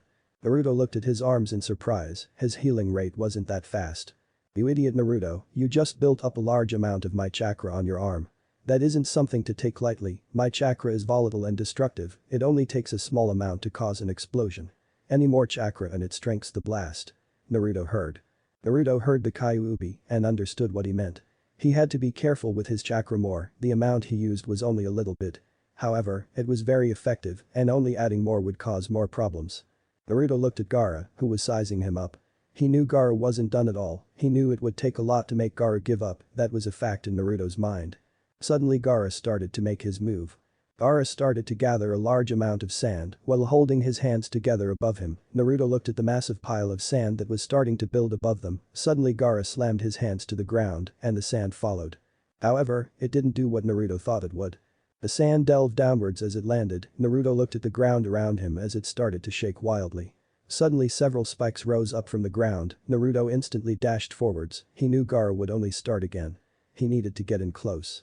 As Naruto charged towards Gaara, the spikes were appearing in front of him, making him have to jump around them. Gaara was making this environment an advantage. Suddenly Gaara rose a hand and sand hardened around it, forming a large claw. Which Gaara proceeded to charge at Naruto with and continued to swipe and slash at him. Naruto dashed backwards to avoid Gaara, who slammed his sand claw into the ground. Naruto knew he needed to wear Gaara down a bit. He couldn't go forever. That's when he pulled out Samehada. Everyone stared at the sword for a moment. Suddenly Naruto charged forwards and went to strike. As Samehada connected with Gaara's claw, everyone was surprised when it started to suck the chakra right out of it. Making it smaller as it drained the chakra. Gaara looked at Naruto in stupor. Temari was completely shocked. She saw the sword earlier and wondered what it did, and now to see it, it blew her mind. How could he get something like that? She wondered awed. The elders were completely shocked. They knew what the sword was now and knew just how powerful Naruto could be with it. Samehada Sharkskin, one of the most terrifying swords of the 7 ninja swordsmen of the mist. To wield such a weapon, one elder spoke aimlessly. Temari looked at the elder in shock, then to Naruto. "What does the sword allow the wielder to do?" she asked curiously. She didn't know if she would like the answer that much. The elder turned to her and spoke again. "The sword devours chakra, any kind of it. It can also feed off the wielder's chakra, thus making it a ton more dangerous," they said. Everyone looked at the sword and felt a chill down their spine. Gaara instantly yanked his arm back and slammed his other hand on the ground, making a large shockwave, giving both of them some room. Naruto grinned as Gaara obviously still wasn't done, and he had a bloodthirsty look in his eyes. He still had the Bijuu, so Naruto knew Gaara would use its power, that is if he could learn how to control it. Suddenly the sand shifted around Gaara in large amounts, as a large amount started to cover him in armor. Naruto watched as the armor hardened and grew spikes as it reached Gaara's feet. Naruto looked at Gaara and knew that this was going to decide the battle. This was it, and there was no way around. Naruto knew he needed to find a way to break through his armor to get a solid hit it. If he could damage it first a bit, then he could launch a more powerful attack and maybe shatter it. I must say, you have improved quite a large amount since our fight at the exams, however I must say it is time to put it to an end. You have earned my total respect when I say this, you are like a brother to me and you have shown me your strength. Now I will show you mine. Naruto said loudly. Everyone, even Gaara was shocked, but even he kept his guard.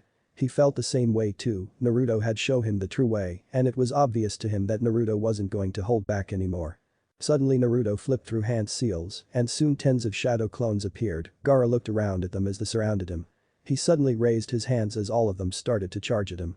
The real Naruto dashed in as well, this time he leaped upwards. Everyone watched as he went through a different set of hand seals. Rain. Jibashi. Everyone heard him shout. Suddenly a wave of electricity shot towards Gaara. Naruto fell to the ground as he watched the attack connect. It seemed what he thought about worked, since Gaara was in some heavy armor, especially his sand armor, which even though it was sand, had some part of earth in it.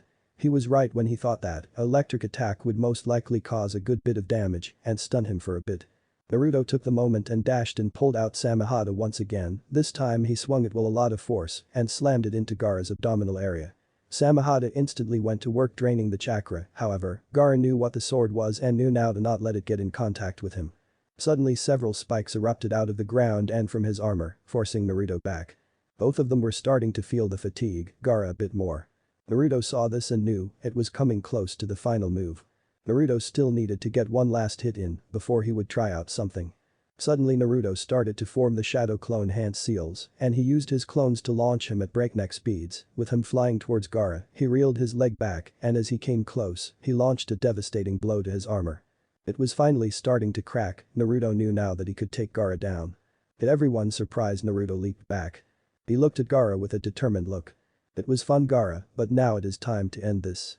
I have been preparing a special move for something of value and you have proven yourself to me. He said loudly. Suddenly Naruto held his hand out and a Rasengan started to form. However, Naruto wasn't done yet. Everyone watched as Naruto grinned and his eyes turned blood red, his body started to change into its more animalistic side. Suddenly Naruto's aura expanded as the Kyuubi's chakra flooded his system. It was obvious to everyone there that Naruto was serious and completely strong enough to do what he said. Suddenly Naruto's hand started to glow and it continued to brighten the area around them, suddenly orange flames curled around his fingers and wrists. Next came the hard part, he had only had a few practice opportunities to try this. However, he got it to work a few times, so it was a matter of perfecting it. Suddenly the flames started to float towards the floating Rasengan above his palm, it encircled it like an inferno, strengthening it beyond anyone's knowledge. Before everyone's eyes the Rasengan started to glow brightly and soon it glowed a dark orange and had endless fire coursing through it. I'm impressed Naruto, you didn't only add the fox fire to the Rasengan, but it seems you created a more potent and concentrated mix of the two of them. The Kyuubi said suddenly. Naruto looked at the Rasengan in his hand in awe. He knew what the Kyuubi meant, it was more volatile and explosive now that it was a concentrated form. However, he knew he could handle it. He looked at Gaara with a determined look and charged in. As the newly Rasengan connected with the armor that was already damaged, the result was obvious. However, there was a surprise for everyone at the end and it was a big one. A massive explosion released right afterwards, erupting like a fury of a volcano. It was obvious. Naruto was in another league altogether. The aftermath of the battle between Gaara and Naruto was now just being witnessed. Naruto was breathing very heavily and Gaara was out cold. The strain of the attack Naruto used was definitely a little too much. He needed more stamina and endurance training to pull it off without being wiped of any energy he had. That was definitely on his mind and he knew he needed to take care of that as soon as he can. He stared to walk towards the bystanders but felt very dizzy and fell unconscious. It seemed he did overdo it. It was a day later when he woke up in the hospital. When the nurse checked to make sure he was alright, he was let go. However, he was told to go straight to the Kazukiage. So he found himself sitting down in front of Gaara. How are you feeling? Naruto wanted to know. Naruto, you have become even stronger than I imagined. So I would like to make an offer to you. Naruto rose an eyebrow and listened as Gaara continued. I know you aren't looking to become a shinobi again, so here's what I got. I want you to become my right-hand man. I don't mean an assistant either, think of it like a hunter nin with more discreet permissions. You could say you would be a mercenary for me. Naruto chuckled, that was pretty much what he wanted. Fine by me Gaara, you have a deal. Naruto was going to get up, but Gaara raised his hand. It seemed they weren't done yet. Tell me Naruto, how long do you plan on staying in Suna? Naruto wondered what he was getting at. He knew it was a loaded question. A couple of weeks, most likely. Gaara seemed amused at the answer, he was definitely hiding something. Okay, that's all I wanted to know. Also, just know Temari wants to have a word with you. Naruto rose an eyebrow, he wondered what that was about. However, he wasn't going to let it get to him. Without another word, Naruto left the office. He knew where he was going, he had some training to undergo. Before he knew it, he was outside the walls of Suna. Okay, today we will focus on the tailed forms. Starting with the first form, when you have gotten pretty good control over it, we will move on. Naruto nodded and his form turned animalistic in a blink of an eye. Keep calm, block out any thoughts. Keeping your mind free of any interference is key to holding on to yourself. Do not let your concentration slip, even for a single second. That single second is all it takes for your control to slip away. Naruto steadied himself and took a deep breath, he felt the chakra tempting him. Wanting him to let it all go, but he couldn't. He wouldn't lose control and go on a rampage. Unbeknownst to him, the Sand siblings were watching him very closely. What is he doing, Gaara? Gaara turned to his brother. It seems he working on his tailed forms, more so, his level of control. If I must say, he seems to be doing well. Kankuro stared at Naruto intensely, he wondered if at any moment if his control would snap. Temari wasn't that better off either. What Naruto was doing was incredibly dangerous and could backfire very quickly. Her eyes widened as she saw the chakra start to form a second tail. All of them were on guard now. Keep calm, Naruto, this is part of the process.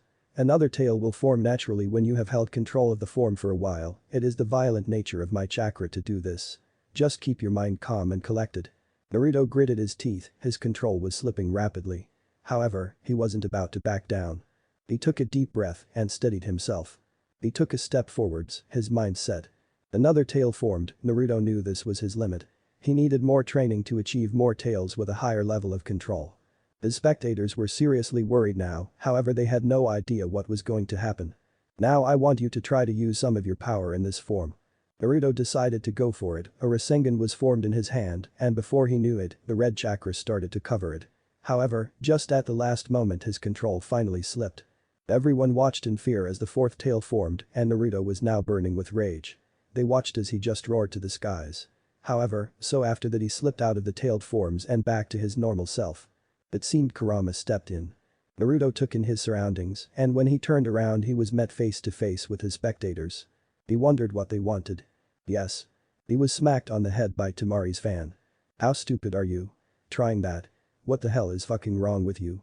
Naruto narrowed his eyes, then amusement was shown on his face. Gaara saw this and was able to put two and two together. Oh. I didn't know you cared so much for me, Temari. Both Gaara and Kankuro winced as Temari whacked Naruto again with her fan. You're so reckless, you idiot. When did you care what I did? Oh, that's it. I'm going to beat you senseless. Bring it. Temari stepped back. Even Gaara and Kankuro backed up. Naruto had surprised them with that one, it seemed he could make his voice demonic. His eyes widened when he saw the fear in the girl's eyes. He knew he fucked up and needed to rectify the situation. I'm sorry, Temari, I didn't mean to scare you. It was just in the heat of the moment. However, Temari didn't say anything and turned around and walked away. Even Gaara and Kankuro turned their backs on them. Kid, I know you. You aren't one to be held down by others, but that girl had some serious worry for you. You need to make it right, who knows, maybe there is some hidden feelings that she has for you. Naruto thought about that for a moment and screamed to the heavens. He fucked up so bad and wanted to make it right. He would make it right if it was the last thing he did. However, he didn't know what to do. He needed advice, however he had no one to go to for that. The only place he could go was back inside the gates. Before he knew it, he was lying on the very roof where he and Temari had their encounter and had saved her. He was staring up to the skies, hoping for an answer to his questions. Nothing came though, so he was back to square one. That's when he had an idea, and that idea was foolish, however it was worth a shot. A couple hours later, the sun would rise. However, Naruto wouldn't be in Suna. No, by sunrise he found himself back in front of the gates of Konoha. Quickly placing a hinge on himself, he walked through the streets and found what he was looking for. The Hokage's tower. He knew what he was doing was foolish. However, he was already this far, so no turning back. He saw the open window and knew that was his entrance. Tsunade was having a relatively good day, that was until a complete stranger jumped through the window and landed in front of her desk. Before Naruto knew it, the Anbu were at his throat. You must be very brave or foolish to do what you just did. Tell me, what do you want? If I suspect any foul play, you'll have a nice day at T&I. Naruto gulped but hardened his stare. Masking his voice, he answered her question. I've come to ask a favor of you, Tsunade. All I ask is you make all the Anbu get out so we can have a private conversation. Tsunade mulled over his request, but finally relented. A few minutes later, they had complete privacy. That's when Naruto dropped his henge. To say Tsunade was shocked was an understatement. Why are you here? Shouldn't you be on the run? Quite foolish of you to show yourself here, Naruto. Naruto chuckled. Listen, I'll be very brief about this.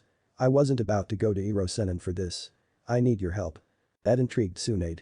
Explain. So Naruto went through his story, all the while judging Tsunade's reaction. She seemed to be a little mad. You are truly an idiot, Naruto. What do I need to do? Firstly, honestly is your best policy. Tell her how you truly feel, let her see you for who you are really.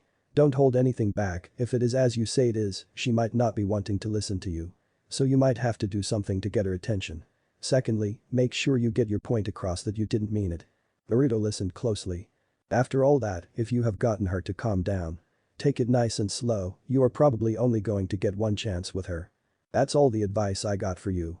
Naruto went to get up, but Tsunade raised her hands. I'm sure I don't have to say this, but you're a missing nin. So expect the best of the best to come after you from now on, Naruto. As we speak, your file is being updated. So you will have more to worry about besides Temari. Naruto nodded and was surprised when Tsunade gave him a hug. Stay safe and don't die on me, boy. He chuckled and gave his famous grin. I don't plan on it, Bachan. Tsunade nodded and pointed to the window and turned her back to him. Like he was never even there. A few hours later, Naruto arrived back at Suna. It was time to make things right. However, he needed to find her first. So, he did the only thing he could do. He went to Gaara's office. As soon as he stepped foot in Gaara's office, Naruto was face to face with him. With a steeled resolve, Naruto stared down his friend. Tell me why I shouldn't bury you 6 feet under right now. Naruto didn't back down. Where is Temari? Gaara only rose an eyebrow. Why? Didn't you do enough damage yesterday? Gaara stared into the eyes of Naruto, looking for any deception, but couldn't find any. I asked so I could fix what I did. Gaara continued to stare down Naruto. She is at the estate, be warned, Naruto. Her wrath will be more than mine, and if you dare to hurt her, I will bury you 6 feet under. Before Gaara could say anything else, Naruto was already gone. Now that made Gaara surprised. Maybe he does plan on what he said. He turned back to the stack of paperwork on his desk. He only hoped Naruto would make it out alive.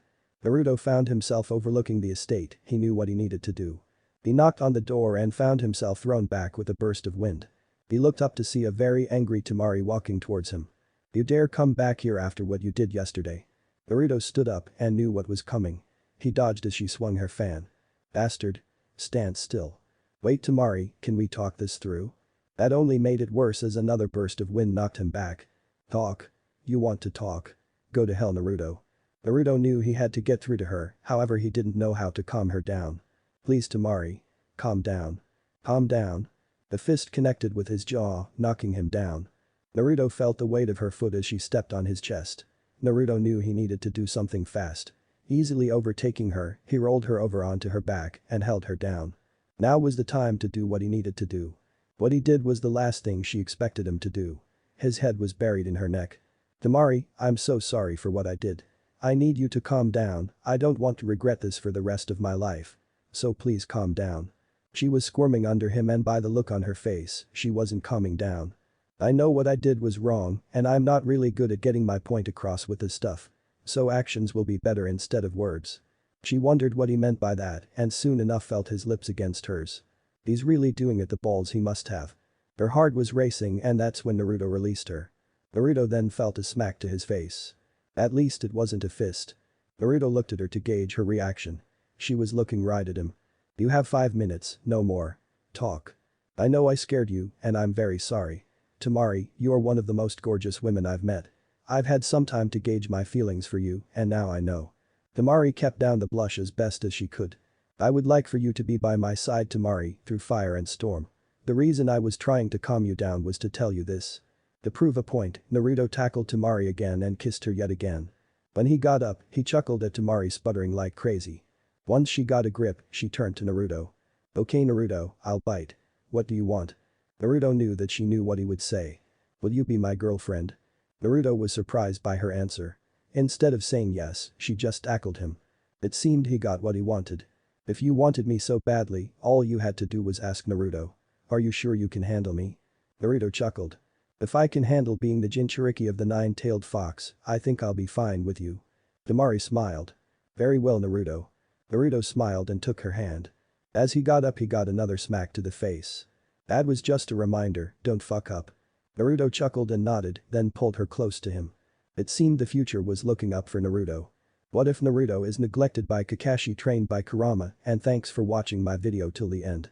If you enjoy this content, then do consider subscribing to my channel and leave a like if you guys need the next part, comment down, and thanks for watching the video and see you guys next video.